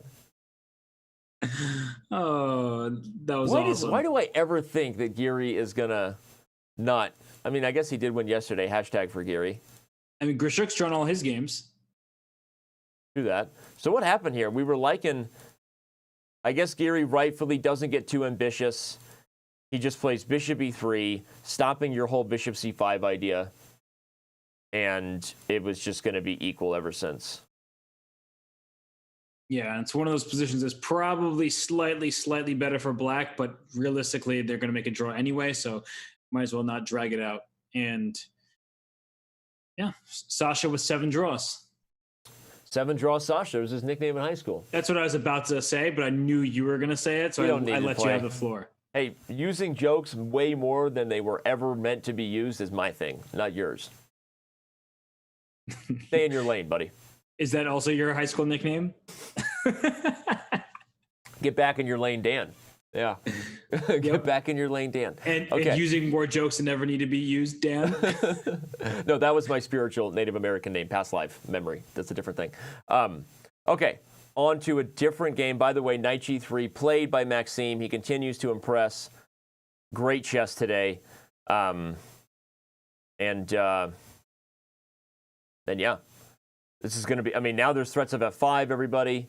The king is completely safe over here with this brilliant knight retreat that Robert found before Maxime did.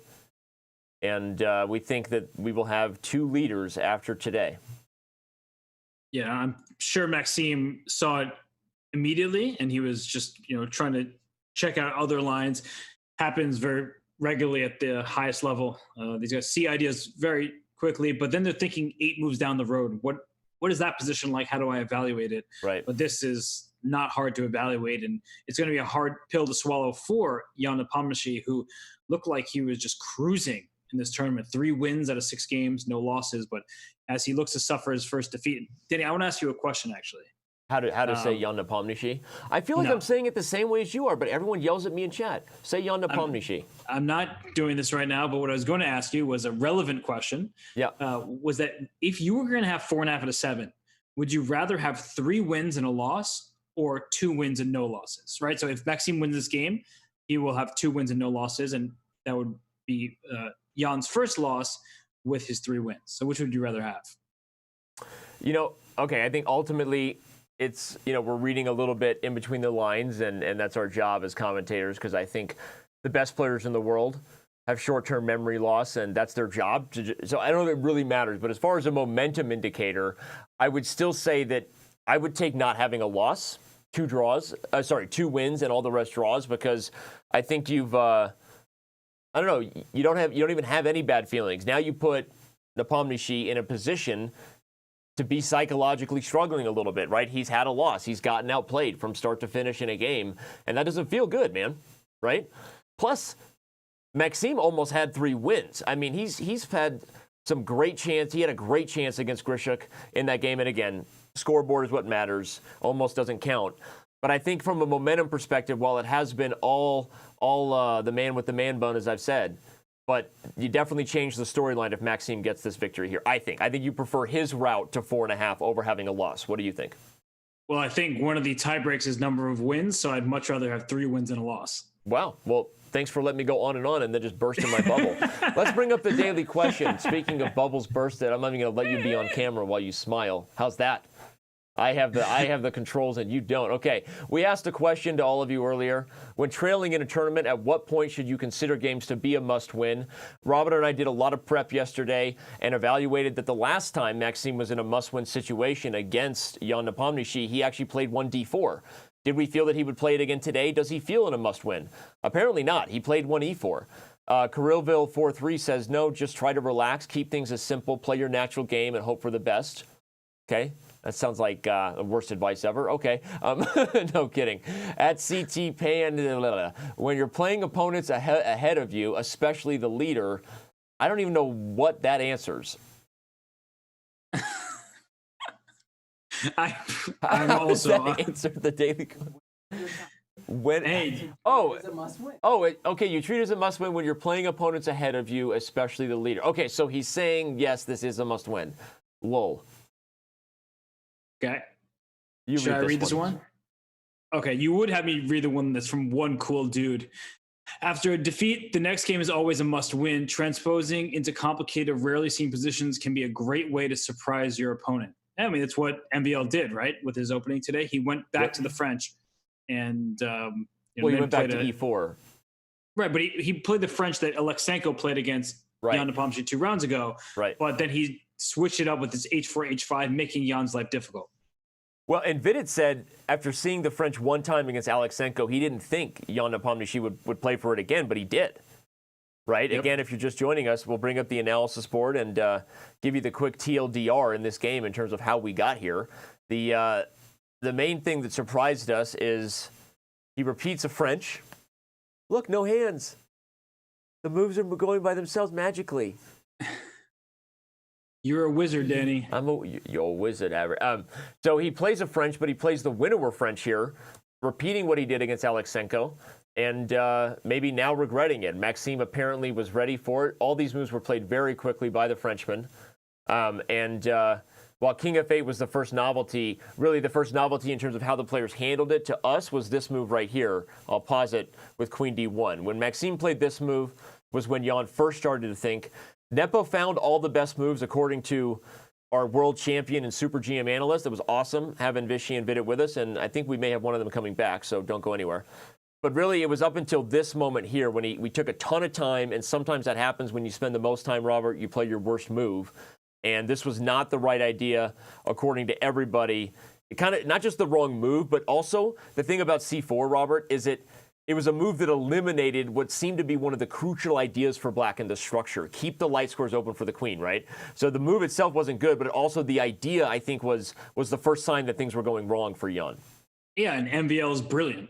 I mean, if we go forward a couple moves to this rook b4 exchange sacrifice, yeah, that was just, he had that one teed up, and just really, really smart chess here. And look at what Jan does. He went knight c6, and then immediately goes, oh, wait, knight back to e7. Doesn't even take the rook that he was attacking. So brilliant play by Maxime. And this is a really fantastic game from start to finish. Well, and assuming he converts it, we'll just quickly get you here to the live position so you can see it again. Knight g3, queen g4 likely will just be met by king g2. And as Robert has said, the knight defends the king well. MVL maybe on his way to converting a victory. But we bring back our bird's eye view one more time here. We see the second game that has also ended. We kind of stopped following Ding Liren and Alexenko there as the simplification was occurring. We apologize for that, for those who were super into how to trade into a rook ending. But okay. No regrets. That book too. Not even a single letter. We've got the two games left that really matter. Vachier-Lagrave and Nepomniachtchi, as well as Caruana versus Wang Hao. And yeah, all that really matters when we do these shows is trying to keep people focused on the big games and getting the opinions of big-time chess players. Hard to think of one better than Vishy Anand right now. Vishy, how you doing? Thanks for joining us again. Thanks. I was planning to join a bit later, but things are heating up now. Things are wrapping up. Yep. Okay, Well, so MVL, first of all, I mean, I think knight g3 is very sensible under the circumstances, but did queen a3 check work? Let's see. Let's analyze. Shallst we? I mean, I just, I was having a quick nap, and then I woke up, saw my phone, and I thought queen a3 check, but then he went knight g3. So there are only two squares, right? f7 and g8. Well, let's show king e8 real quick, because some of us have to see basic tactics. This guy. Anyway, go ahead. So let's go king f7 first. King f7, I take it knight d6 and f5 is just huge. Yeah, that looks... Or maybe his problem was queen e7 followed by some queen g5 and maybe a perpetual. That's actually... That is possible. Very irritating, right? It looks very risky, right? Just to give it so many checks. Yeah, so if I don't play f5, then maybe I have to come back. Maybe I would have to come back knight g3 anyway. Maybe that was his point. So my point with king g8 was a very beautiful line. If you go king g8, then I go knight e7 check. Well, king h7, now f5. You don't have the e7 square. Oof.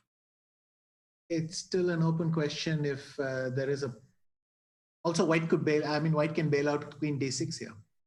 Yeah, I was thinking about that too. And if queen h5, then I have queen g6 check. And exchange queens and then take on d5 and then e6, e7 wins. So that's resigns, right? Good enough. Yep. Okay, so here, I don't think this works. So you go back? So you come king f7, then I go knight g6, and this is the pretty point. He goes queen g4, check king f2. You don't have any further checks. You take on h5, and then I go queen e7. And if king takes g6, I have queen e8. Oh, that's so nice. You win the queen. Well, one variation, but I think Maxime is being very sensible, of course. So, no. That was a nice line, though. It looks like, as you said, though, the critical point might have ended up being that if that... Well, if king a7, knight d6, king g8 wasn't as convincing, then... Right, well, this move was the key, right? Yeah. Besides, if king g2, queen takes f4, white can still go queen a3 check if he wants, if he feels that was useful. The only thing is, I think here, instead of knight d6 and f5, I could have gone knight g3, just like Maxime did. Yeah, after king f7, queen a3 check, king f7, and then knight g3. And now if queen g4, king g2, queen takes f4, then I play maybe queen d6 or queen takes a7. And it's nice that your king is pinned against it. But yeah. Black's position quickly falls apart. It feels like, right? You know, just picking off Yes. pawns. I mean, and it just looks huge. I don't know what my Ian can try. I mean, King G2 H5, but I can't believe it. I mean, G6, but I can't believe it. In the It's main so line, King slow to G2 win. here. Yeah, G6. I was thinking, but I'm really desperate here because it just feels very wrong. G6 H5 and try to break whites. Vishy, right before you came on, I was saying that, you know, you and Vidit and we all were critical of Jan's decision to play C4. Do you think, you know, he just totally missed this exchange sacrifice that MVL went with this Rook B4 line, like way back when? Well, I'm surprised because I don't think it's even that. Well, was there any clear line that knight b4, a b4 was just good for white? I wasn't convinced. So, yeah, we didn't even look too much in depth because we kind of trusted. I think there was a semi-clear line. I mean, okay, you can't take twice, obviously. Queen c3 wins the rook in the end. And a line we just looked at was just b5, and then bishop b4 with f5 coming. And it was just... No, but here it's huge because f5 is winning. Sorry. Right. What if I play rook takes b4 instead of knight takes b4? Instead of knight takes b4. Ah. And queen b6. You just play queen c3, right? Probably. With b5 coming next. And again, if someone is walking by the board, Vishy, they start screaming for castles. Yeah, I mean, in the Berlin, you don't get to castle just because you moved your king. Here, we moved the king and the rook. Really well, you said it best when we were looking at the position not a few moves before that, right? It looks like a Fischer random position gone wrong for Black. Yeah. Well, in Fischer random, you could just castle now instantly. Ah, that's king true. King goes to g8, rook goes to f8. Those stupid Chess.com bugs prevent it. You're right. Oh, man. Yeah. Anyway, no, it's funny. But that's true. That's very... did he actually play knight c6, f4, knight e7? Yeah, he went knight c6 and went right back, which... Oh, well, I mean, then that's clearly... well, I think that's why Robert asked whether you think he missed it. You can give white at this point because... Right. I mean, white has all the time in the world, and look, he managed bishop c1, a3 with it. Yeah.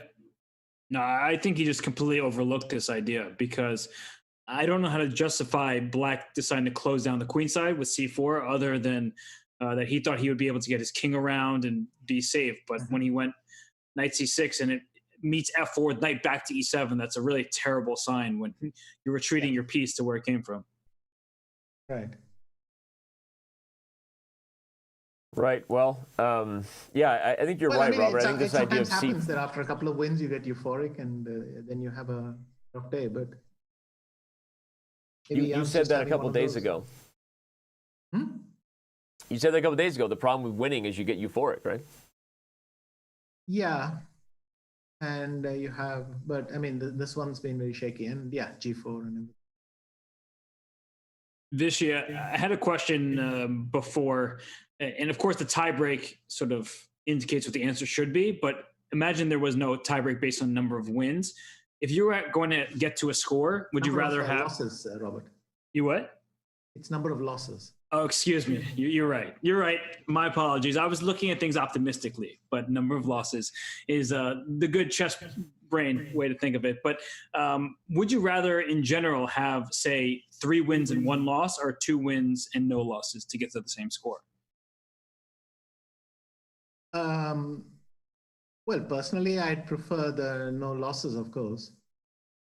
But thank you. That's what I said.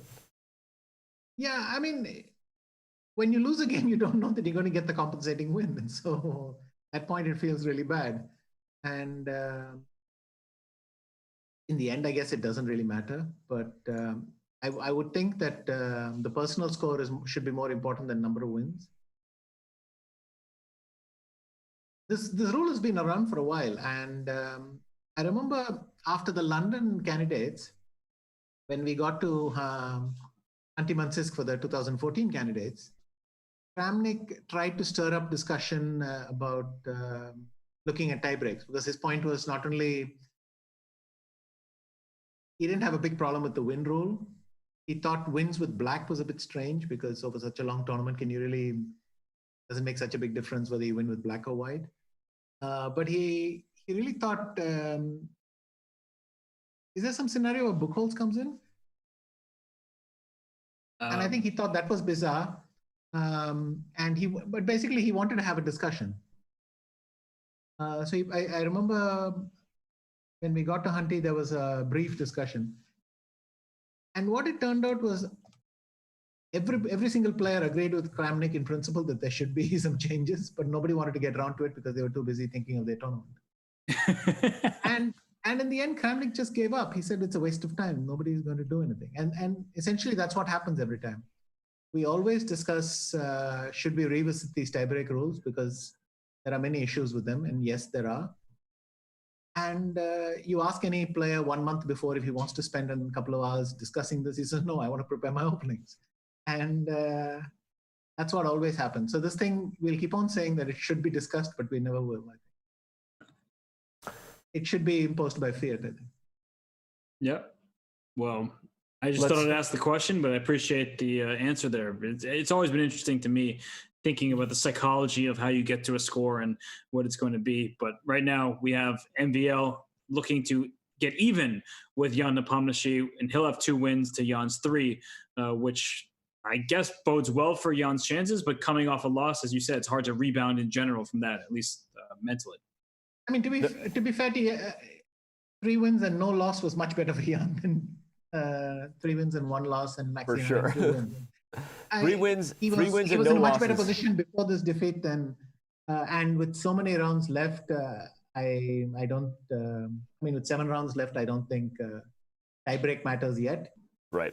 It should start filtering into their heads. Last time with Levon, I had this big advantage that even though he caught up with me, he felt the constant pressure that if we just drifted into a few draws, then he would need a win at all costs.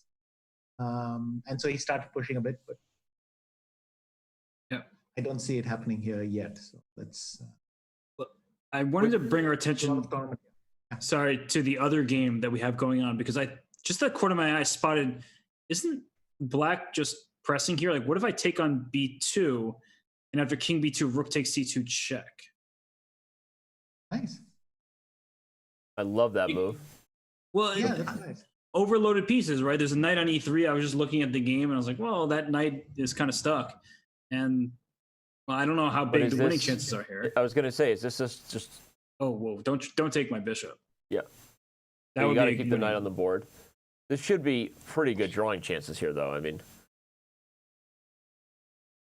No, this is just a draw. Simply. Okay. Okay. So maybe Fabiano wanted just to simplify things as quickly as possible. Well, I thought it was, at first I was like, wait, there's a tactic here. It looks like a blunder, but maybe he's just saying this is the easiest draw possible. Actually, what he was saying was, I'm not sure if my H-pawn is loose, maybe I'll lose it. This way I bail out to a drawn ending and I'll take that. That's right. Well, so then if that's the case, I think we're actually closer to thinking. Matters a bit. This looks like a draw then if that's the case, right? Because the rook can't take H2 with F3 hanging. How do you deal with the pin currently if that whole line doesn't yield anything? There's also G6 and try to get G5, G4 and to defend the bishop, but that's going to be so complicated to execute. And if I play H3, it's impossible even, so don't worry. Right. That one. G6, rook F8 maybe. Yeah. And then if G5, I can already start repeating with knight G4, knight E3. It's just a draw. So sorry, assuming you had taken CB2, but here there'll be a rook A1 check, which is also not very convincing. I think black should take CB2 and rook takes, which is how he seems to be doing. Yeah. So now he has done it. C2. Yeah, that's happened, and rook C2. I got so excited by the tactic that I, forgot that after all is said and done, it's just going to liquidate into a draw and endgame. Yeah. Taking H2, not an option, then that's a way to lose the position. So taking C2 again, everybody, is a nice tactic. But after king takes, bishop E4 check, nothing but a draw thing, as they say. White's easily drawing it in a game like this, even though down a pawn. So it looks like it's possible at the end of the day, the only game with a decisive result was the one that had our attention throughout, as we see there on the live board. We've already got. On? He's playing H5. Wait, Wang Hao is trying. Wang Hao is trying. Okay, we'll keep the live board real quick. Just I want to keep a spy on that because we might be moments away from a result there between MVL and Nepomniachtchi because the queen on d6 is crushing. But let's look a little bit of h5 here. That Wang Hao not giving up on winning just yet. So how is he going to try to win this? Yeah, let's say I go rook f8. What exactly is his winning plan? Maybe you're going to knight d1 me? Like if I go g5, draw. You just go knight d1 and... Yes. We call this gearying. Well, here, if you wanted, you could play rook d2. Right. But I would just go h3 and ask you what you're doing. But we're being silly. I mean, this one should be a draw, of even allowing for that. But h3 and exactly... Yeah, and g4 is not really an option anyway. Maybe he wants to go king e5 and come forward. King e4. Well, h5. Let's see if he actually has gained anything. If I go h4 after h5, what is black actually going to do? Is he going to play rook takes c2? Ah. Now the tactic. Rook c2, king c2, bishop e4.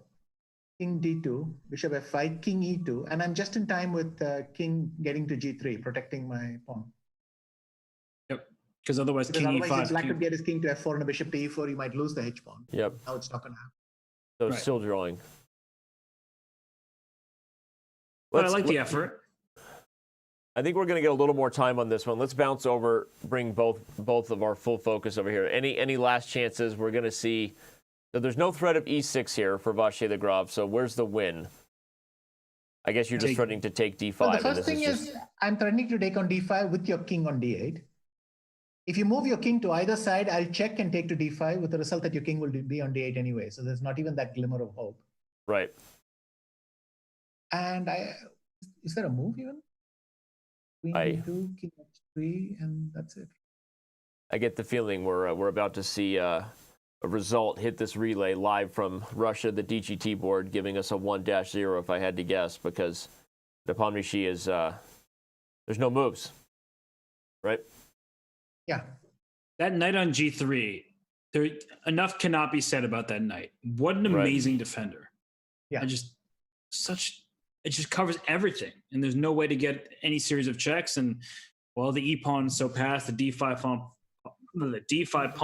falling. This is just a walk in the park for MVL.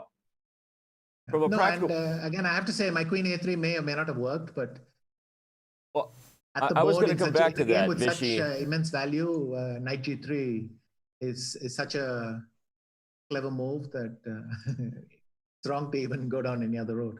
Well, how do you balance that when you're converting games? Like the pressure you put on yourself to go for the forcing queen a3 kind of knockout blow versus just recognizing from a practical perspective, knight g3 eliminates perpetual checks, and this should be enough. Like, is there like just a practical advice you would say, like you should just settle on knight g3, or you say you should always go for seeing if the concrete line wins first before settling on a move like knight g3? Generally, the good technique is to make knight g3 without thinking. You see one way to win, and it's simple, and it wins, then it's over. I've often seen Magnus do this. He'll take some +7 position and he'll liquidate down to a +1 end game, and then win that in the next 20 moves.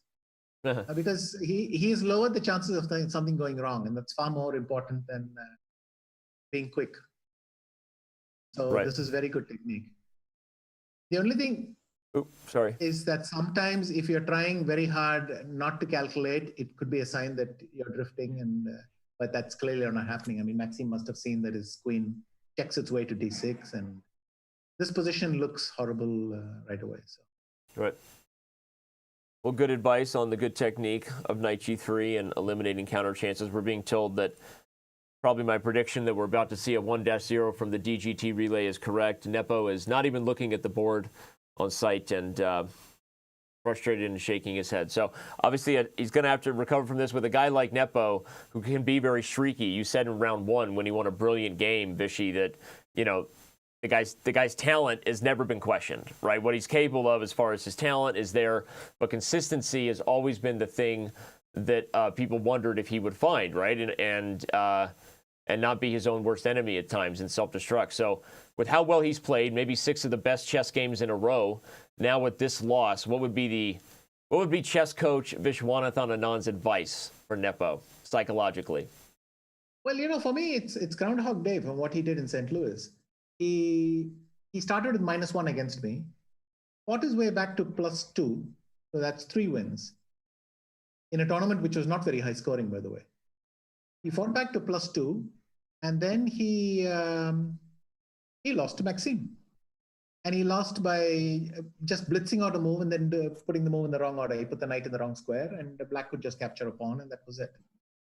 So yes, exactly the sort of game his coach must have feared might happen. And what can you do? You have to, nothing to be done now. And I mean, I'm sure he really feels like kicking himself. But to be done today.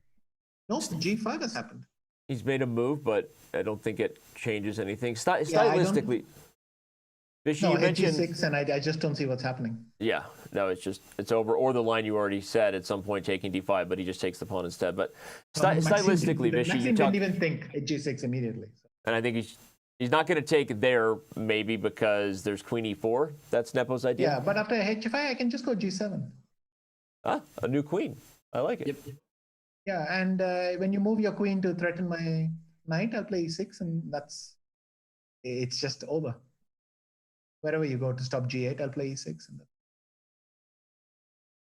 I was about to ask Vichy, you talked about the Singfield Cup, a little bit of deja vu for Nepo to lose to MVL in the middle, in a crucial round in the middle of a tournament. Stylistically, are there sometimes just players that are tough? I mean, coming into this game here, Maxime overall in his career is +6 against Nepo, +5 in classical. And with this game, he would be back to +6 in classical.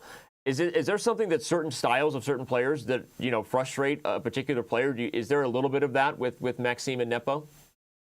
You know, I hadn't noticed it, and I wasn't particularly aware of it, but I mean, 6 losses will leave a scar somewhere. So I'm sure Nepo feels it much more strongly. Sometimes from the outside, you don't notice it. I mean, I know my own scores against people and so on, but the score against between Maxime and Nepo, I was not aware of. But well, the game is officially over, by the way.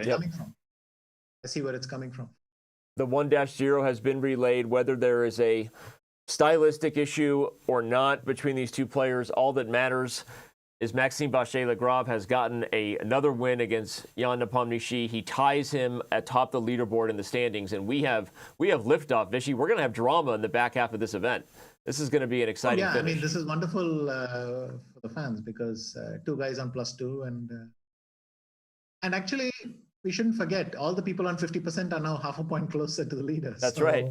That's happened indirectly, and so that suddenly means we're not looking just at 2-horse race. Right. Someone could easily slip into +1, and then it becomes very tricky for everyone. These 2 guys have to keep looking back, so we'll see. Well, Vichy, I have a question for you about, you know, we keep talking about style, and we see that these 2 players are ahead of the pack right now. How do they match up, in your opinion, against Magnus Carlsen? Because Ian Nepomniachtchi has a plus score against Magnus, which is surprising to most people that anyone has a plus score at this point against Magnus Carlsen. But what do you make of their chances, either of these players or really anyone in the field, against Magnus Carlsen? Well, let's start with Ian. I think it was very nice that he had a +4 score at some point. I mean, I remember watching this game in London where Magnus really outplayed him completely, and then he just managed to take some wild tactical shot, outcalculate Magnus. I mean, or Magnus blundered some little detail, and boom, game was over. And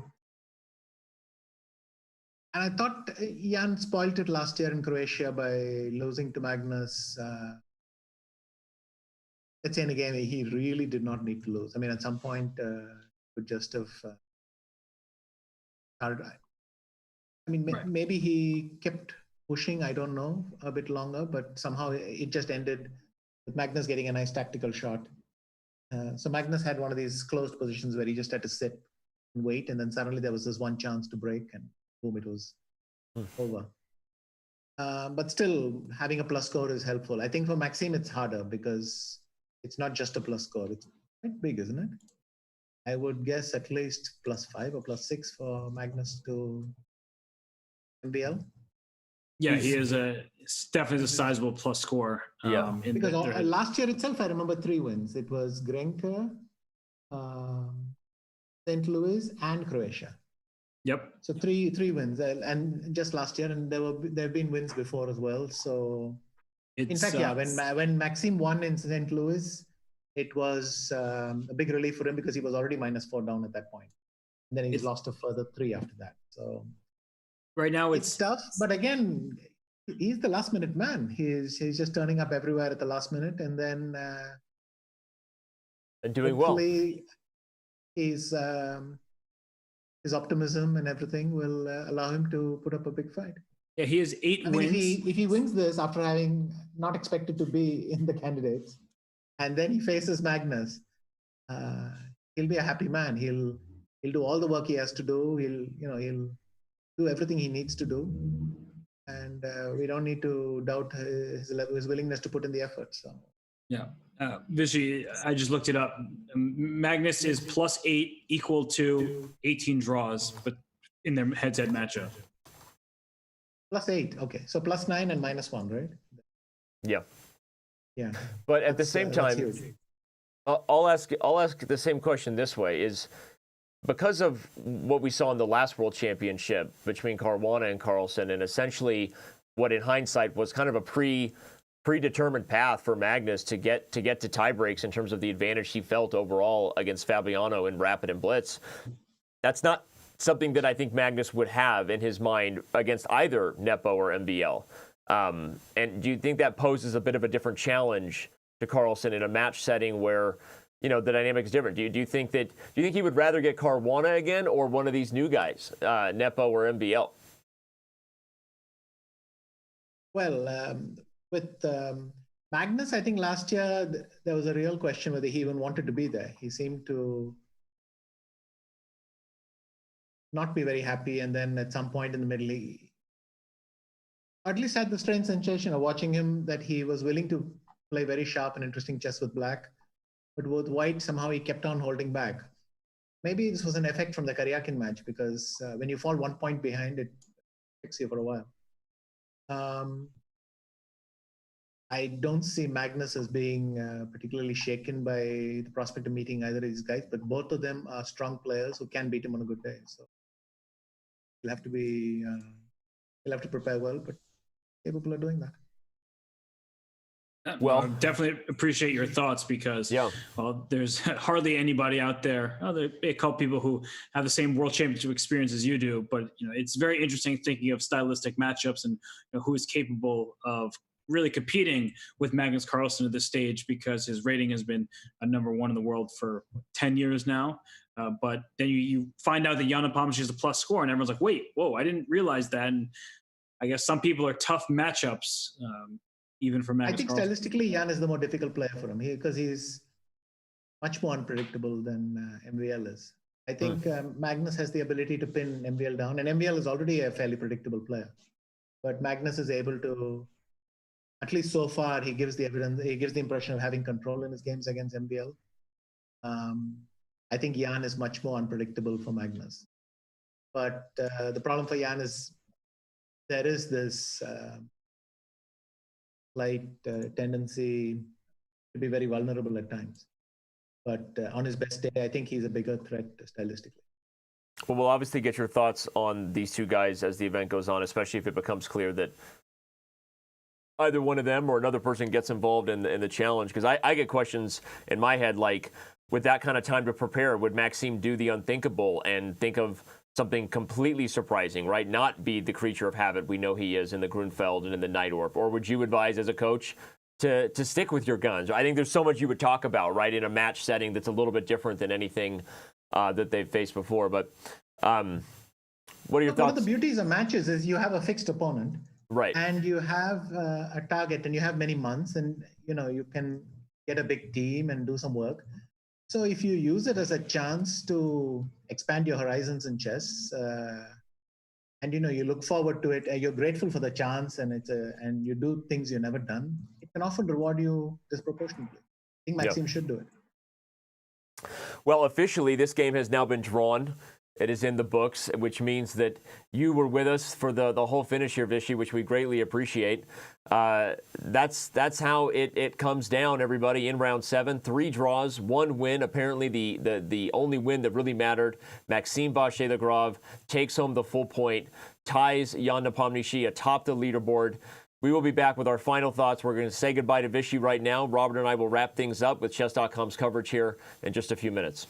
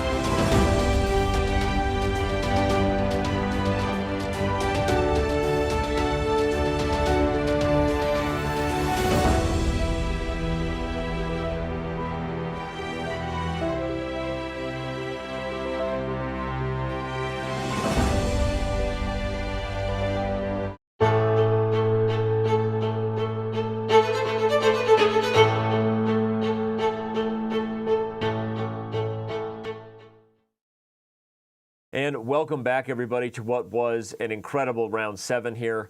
Chess.com's coverage of the 2020 FIDE Candidates Tournament is not over yet. Grandmaster Robert Hess and I are going to dive into some detailed post-game coverage here, talk to you a little bit about this matchup we predicted would be huge, and it didn't disappoint, and maybe even be biding our time a little bit for an interview. So stay on the edge of your seat there. We may or may not be joined by someone. Sometimes you have to stick around. You don't know the ending, so stick around.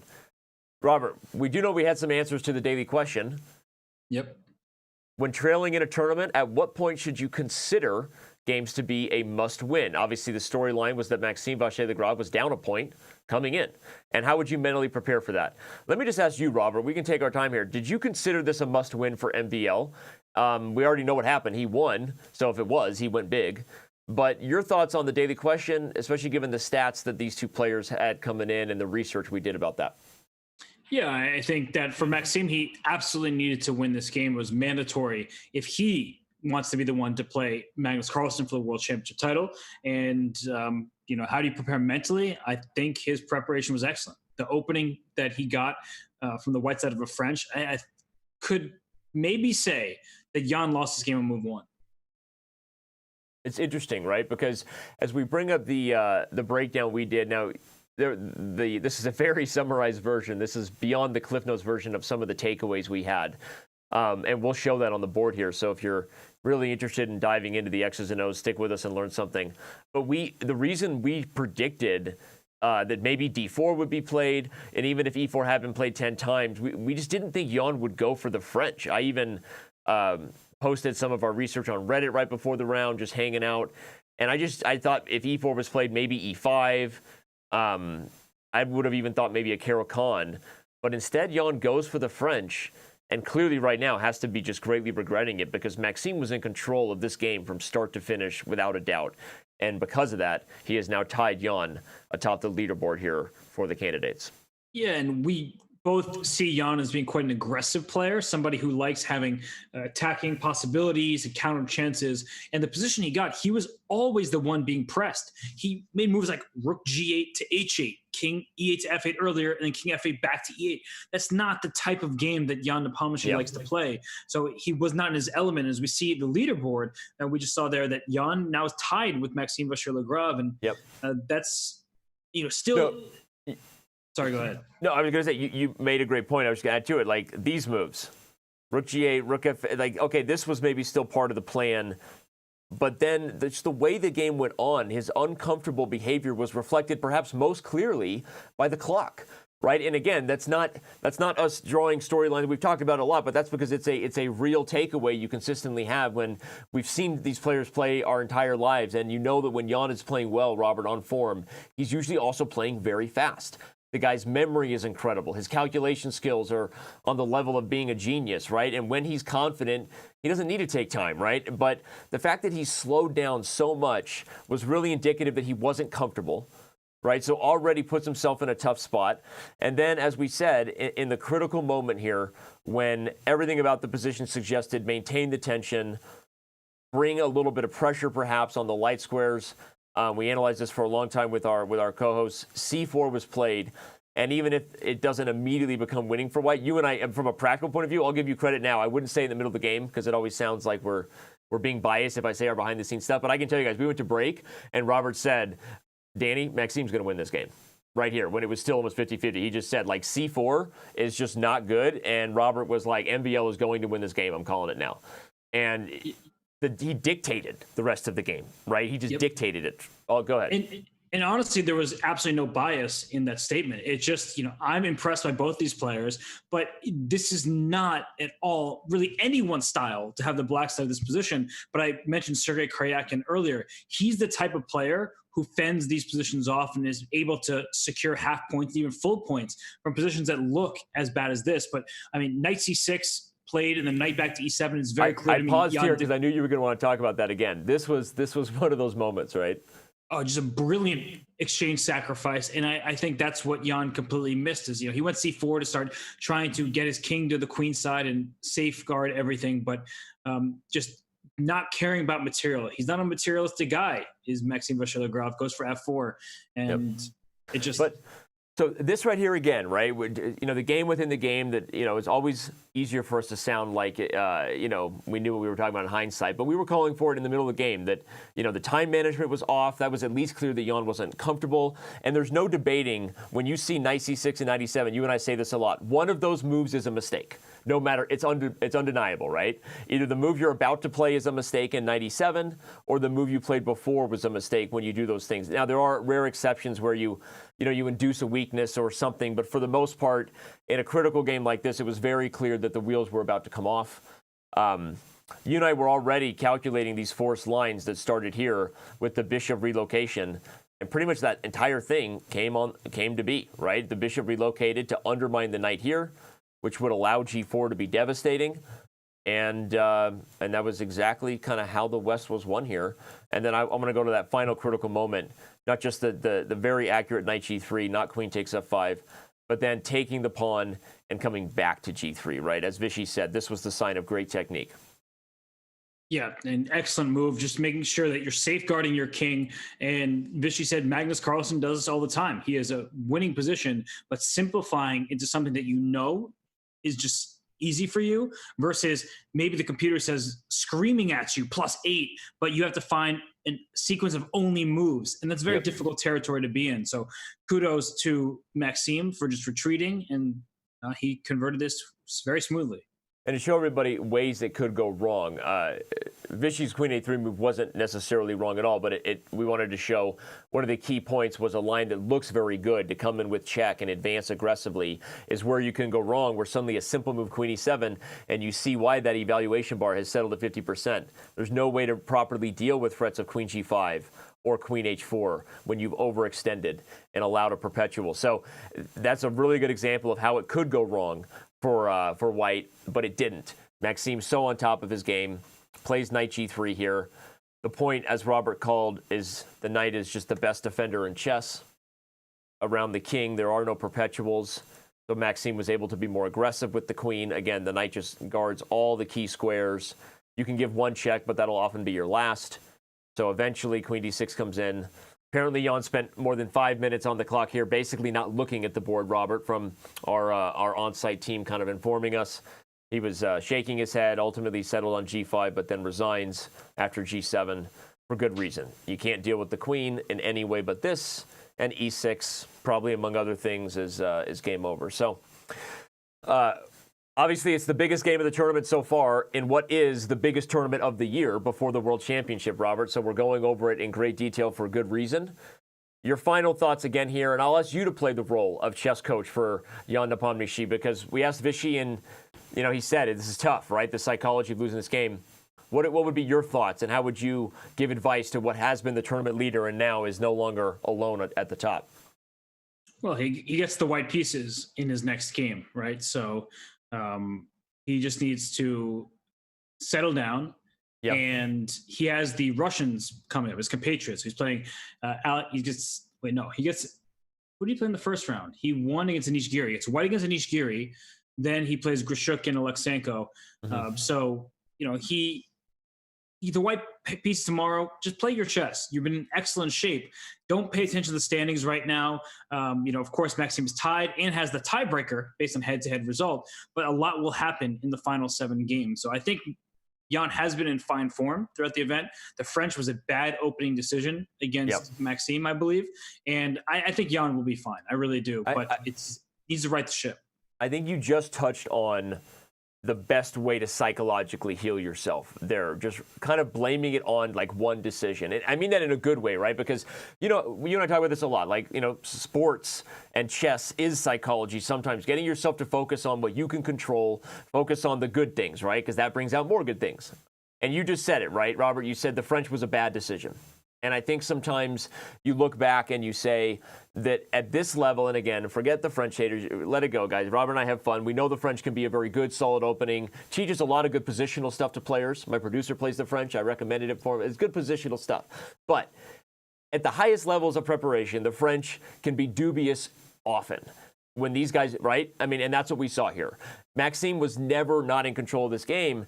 And I think if you psychologically tell yourself, Robert, why did I do that? I just won't make decisions like that again. Get back to playing the chess I've been playing.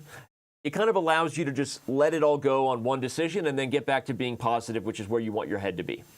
Yeah, I think that is a great summary. You can blame it on your opening rather than on your play. And yes, of course, Jan's play was far from perfect today, but it was a symptom of a larger disease in a sense. He just wasn't comfortable with the position that he got.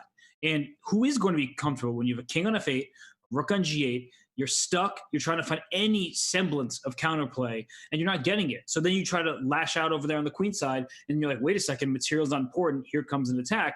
And you're just really back against the wall the entire game. It wasn't Jan's game, forget about it, move on. You've shown great class, great chess throughout the first half of the candidates. And if you asked yourself, you're Ian Nepomniachtchi, I think this is how I'd ultimately try to frame it. If you said, hey, you're going to have +2 after 7 games, and you're going to be tied only with Maxime Vachier-Lagrave, you would take that in a heartbeat.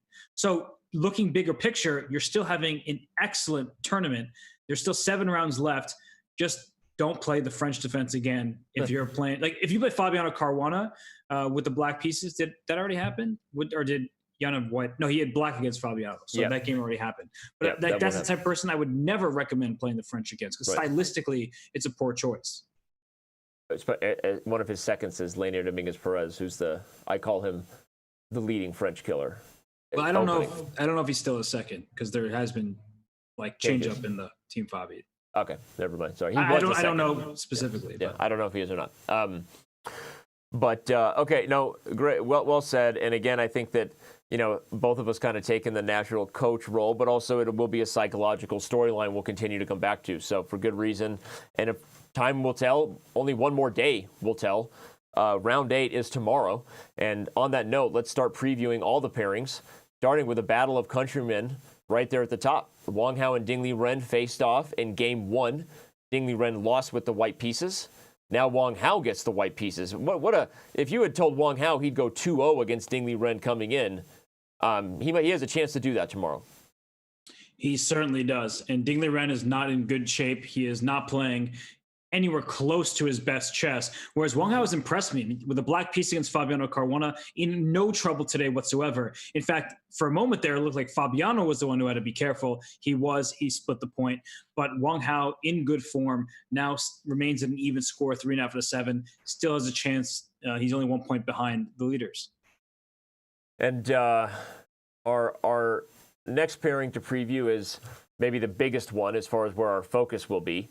Obviously, Ian Nepomniachtchi has some things to figure out. Robert and I talking about maybe what the right psychological approach would be to kind of forget this game and try to get yourself focused. Now you get the white pieces. You also won with black. So interesting. The 2 games we previewed, Wang Hao won with black in round 1.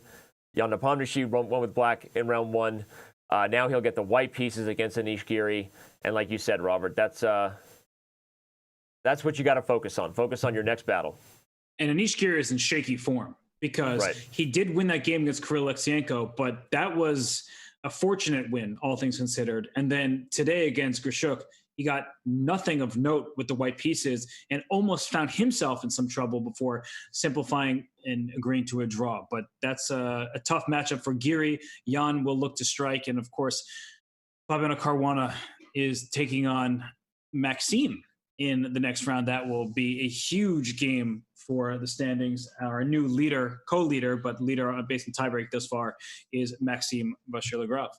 To remind everybody, Maxime Vachier-Lagrave had the white piece obviously in round 1, which is how this whole thing works. It's a double round robin, so the colors flip, which means that Maxime will then take on the second move there against the American, who you mentioned, Anish Giri, in shaky form. I think the same could be said for who many people believe to be the pre-tournament favorite. Fabiano Caruana hasn't quite found himself yet. The back half of the tournament does give him white, right? So to start off, so he'd be looking to make a move. There's no time better than ever. If you're Fabiano Caruana, you get to play one of the leaders, you get the white pieces.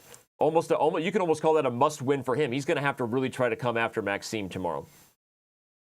Yeah, and the last matchup we have here is Kirill Alexyenko taking on Alexander Grishuk.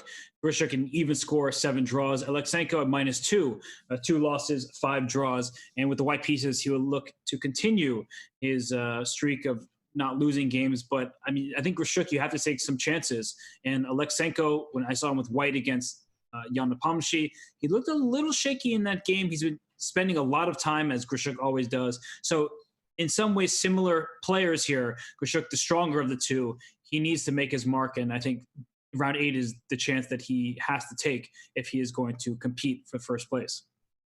Well, here's a chance we're going to have to take. Catch up with the one and only Maxime Vachier-Lagrave, who just got one of the biggest wins of maybe your career. Maxime, congratulations on a huge game. And how are you feeling after today's battle? I don't think he can hear us. I think he's frozen. Maxime, Kevin, what's up, dude? I'm doing good. I see Maxime's frozen. We had a lot of fun today. We've had a lot of fun with you today. Apparently, over there in the French language stream, you had a lot of viewers. There he is. There's Maxime. What's up, dude? Okay. Yes, the connection was working, but now it's fine apparently. Danny, that is his high-tech way of ignoring you. If you didn't want to talk to me, you didn't have to come on. Internet Maxime, connection is unstable, so. Maxime, like I said, if you didn't want to talk to me, you don't have to come on. But no, jokes aside, we do appreciate it. Well, I mean, you're kind of breaking up, so I don't hear what you say. Maybe it's for the best. A huge win today, Maxime. Congratulations. How are you feeling right now? I gotta get out of here. Apparently, I'm butchering everything. Maxime, just talk for like a minute straight and tell us how you're feeling after maybe the biggest victory in your career.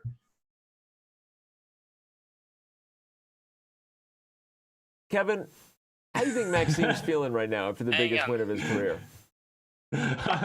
Maxime is feeling fantastic. You know, he's been having a good time in Ekaterinburg. I don't know. I think he's back. I think when I talk, he's coming back. So maybe I will ask him, Maxime, how are you feeling in Ekaterinburg after the best win of your career?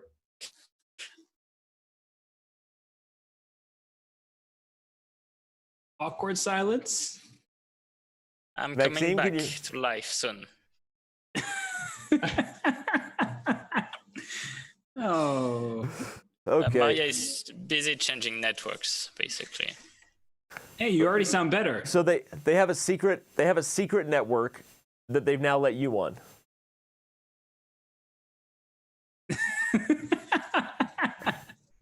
I love this. This is amazing because Danny, usually you're the one who makes people speechless.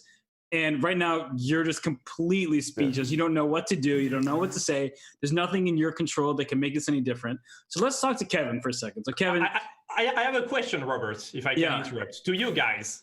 Yo. What did you think about the choice of Nepomniachtchi to play the French against the French? We just got done talking about it for a while. I think you know how we feel about that. Just poor decision. Okay, I'm back. There he is. It works. Maxime, Yes. huge win today. Congratulations. How are you feeling after this? Of course, it was a crucial game, I thought.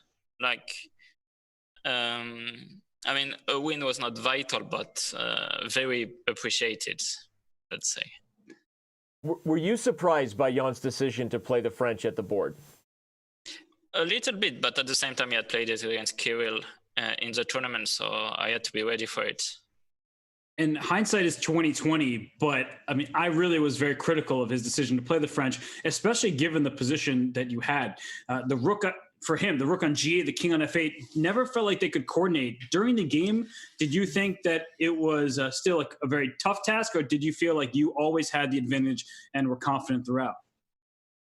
I thought I was always better, and I was very happy to find this exchange sacrifice, for instance, which essentially forced him to go back to e7, and then I could work out my plan with bishop c1 and bishop a3.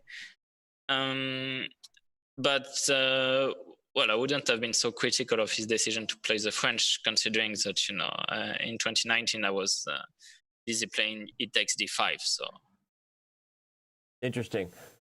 the last time you guys had a French was in the Paris Grand Chess Tour Rapid, and you played this advanced line with knight f3 and queen takes d4. Wait, no, that was Caro-Kann. c6, e5, c5. I mean, e4, c6, d4, d5, e5, c5. Yeah. Okay, yeah. I guess I've No, the last time we played the French, I think, was in 2004 or 2003. I guess I quoted that game wrong today. So then you were really surprised to see the French, I guess, from that. I mean, you said he played against Alexenko, but you were not expecting it. You were expecting maybe 1e5? Well, most likely the knight off, but e4, e5 was an option, and e4, e6 was definitely an option, because very often in candidates, when someone plays an opening, he plays it for the whole tournament. Right. Well, some players seem to mix and match, but I mean, of course, your experience will tell you that what players are doing. But Maxime, as much as you said it wasn't vital or absolutely necessary to get this win here, were you nervous going into this game, knowing just what was at stake and how you could shake up the tournament standings? You can be honest with us, right? No, yeah, but I didn't feel nervous, and it's only half time, so. If I start being really nervous now, I mean, no, I think, the important thing is to be fresh. And I think that's the main difference in my play compared to the end of 2019, where I was just playing nonstop and not feeling fresh at all. And now I feel fresh. I feel ready to play games against these guys. So Maxime, you're saying go ahead, Kevin. Yeah, you feel really relaxed. I mean, was it a relief for you to be in the candidates? Because I never saw you so fresh and so relaxed during the tournament. Like you are just feeling happy now. So I just wanted to know if that's something that your mindset changed, because it was like some life objective, or I don't know what to call it, to be in the candidates, and now you got relief. No, I don't think so. I think it's mostly because I got a big break, and of course. Even though I didn't have much time, I did prepare more carefully for the candidates once I knew I was in, and with the help of my team. And so what helps is my team is doing a great job so far. So I more or less caught up with everyone in terms of openings, despite having very little time. And then I got good positions, and I think it helps, when you have good positions and you're in good shape. I mean, I don't think it's about nerves here. I was going to give credit to the rest you got hanging out with Robert Hess in New York. That's what I was going to say. Of course, yeah. That's the fresh. Yeah. That's all the fresh you needed. Exactly. Also, I think it was the last vacations we're getting in a while. Yeah, so you enjoyed it for sure. Kevin, you want to share with Maxime the hype over there from obviously the community supporting him, right? We know he's got a lot of fans on Chess.com, but he's got even more fans or more rabid fans maybe in the chat there. How crazy was it there, his support from your stream today? It was crazy. We got a lot of chickens in the chat, so everybody was really happy. A lot of them, and yeah, people just getting wild, like making pandemoniums. I think is how you call it, chat pandemoniums. So, Kevin, yeah. When I went in there, when Maxime won the game and I said "C'est la Hess," everyone went wild. I saw the chat just exploding. So yeah, the chat often goes wild. I think everyone was ready with the chicken. And green beans. Maxime, you've been talking a lot about the mindset of just feeling fresh and feeling in good shape, and we're talking about what it takes to get there. But one of your peers there, in fact, your opponent of yesterday, Wang Hao, said he thought you seemed tired at the board. Was that maybe just the result of having played 3 days in a row and getting ready for the rest day? I'm going to keep talking as if you're here and that you can hear my question. Maxime, I love that every time Danny talks, he's Maxime, how'd you deal with feeling tired? Well, I was not very tired. I was okay. In this case, on the French streams, we say "C'est la Hess." C'est la Hess. This is not yes. But this was a "C'est la Danny," so we'll just... yeah. Okay, I was not feeling very tired. Okay, I don't know any of Maxime's mannerisms. I haven't practiced impersonating him. I can get my game on if you want. I'm sorry. I think I'm back. There, you're back, Maxime. Were you feeling tired? Was the rest day needed for you yesterday? Oh dear God! Is this a practical joke? I don't need to be here. You guys want to get rid of me? Just say so. I'm having the best time I've had in a long time. Sorry, guys. Are you back? So sorry. Somebody else ask a question. Yeah, so I heard your question. Oh, you did? So, yeah, my game against Wanga was a very bad one. And stop moving, Danny, like an idiot. And so anyway, it was a very bad game, but maybe I was feeling a bit less fresh in that game, but it's also because when you have a difficult position, it's harder to be happy and to be to show signs of good shape. But in general, my shape is all right. Maybe I had not slept enough before my game against Franco. This happens to me sometimes, but yeah, here I'm just feeling fine. Well, if you don't mind sharing, you had a rest day yesterday. What is a rest day really like when you're in the midst of, well, maybe the most important tournament of all the players' lives? So were you actually able to relax? I mean, it's a tough tournament, it's a tough world situation too. I mean, I'm mostly relaxed. I mean, I'm not the one doing the prep work. I mean, I have to do a few things, but most of the things I did yesterday were not about chess. I'm afraid to ask any more questions because every time I do, things go bad. But Maxime, I just want to say thank you. Kevin, why don't you give your countrymen there the last question? Maxime, thank you again for joining us. Go ahead, Kevin. Thank you. Thank you. Okay, just a question on the rest days. How are you dealing with the world situation now? The pandemic, obviously. Are you trying not to read out all the news, or how do you deal with that mentally, just to keep just focus on the tournament? No, I'm obviously reading. See the news are not that great, and of course I'm taking news from my family and my friends, and hoping that everything's all right for them in France. But of course I know that whenever I go back to France, it's gonna be a very strange feeling to be in lockdown and such. But yeah. It's not that bad when you can follow Maxime Vachier-Lagrave playing the candidates, believe me. Yes, and when I come back to France, will we survive? I mean, I will survive. I'm always sort of quarantined. I will play some tournaments on Chess.com, so you can follow. Yeah, we've got some tournaments running right now on Chess.com. You can play safely from home. So yeah. Well, we'll let you get to it, Maxime. Again, I know you spent the time making the rounds, interviews on a number of different shows, so we really appreciate you taking the time, dude. And best of luck. Great win today, and maybe we'll see you again tomorrow. Yeah, thank you, Danny. Hey, thank you, Maxime. Kevin. Thank you. Bye, Kevin. Bye. Thank you, Robert. Well, last but certainly not least is me, I guess. And while we have the schedule to remind everybody of what your tomorrow will be like, you'll be right here, same time, same place, chess.com/TV, Twitch, YouTube, you name it. The chess will continue. And Danny, we just saw Maxime Vachier-Lagrave, very happy Frenchman. And honestly, it's very exciting for him. I know he's excited just to be there, but it is really cool to see the guy who's always wanted nothing more than to be in the candidates, to show that he can fight with the best of them, to see himself just proving himself, right? He's saying, I'm not here as just some last minute entry. I was deserving to be here, and no matter how you slice it up. And he is proving that for sure. Well, a lot of people felt that way. I mean, it was a storyline that, dominated the headlines for a little while. The fact that he would be kind of on the outside looking in yet again. And life moved on. Maxime moved on.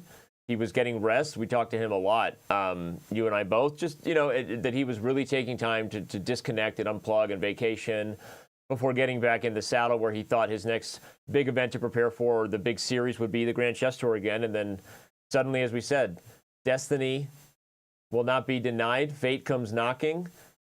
Radjabov, rightfully so, expresses great concern over the COVID-19 kind of crisis we're all facing. And the whole thing is just, the whole thing is just interesting, isn't it? I mean, this is odd. I mean, none of us have faced something like this in our lifetime as far as what's happening around the world right now. This is something out of a movie to a degree, a pandemic that is shaking a lot of things to their roots. And Maxime Vachier-Lagrave is getting an opportunity in some ways here that he didn't think he was going to have. And maybe that mindset of being fresh and not having the nerves going in is helping him play even better. I think overall he's just playing great chess for whatever reason, and we'll see if he continues to do it. I've had a great time, again, hosting the show. Shout out to all of you that are still with us. We appreciate it. The Chess.com coverage continues tomorrow, as Grandmaster Robert has already said, so I won't drag on too longer. Thank you, Robert, for yet again another great day. Thank you, Danny. Shout out to the team working hard behind the scenes. Go read Peter Docker's news reports, and we shall see you tomorrow for round 8 of the 2020 FIDE candidates.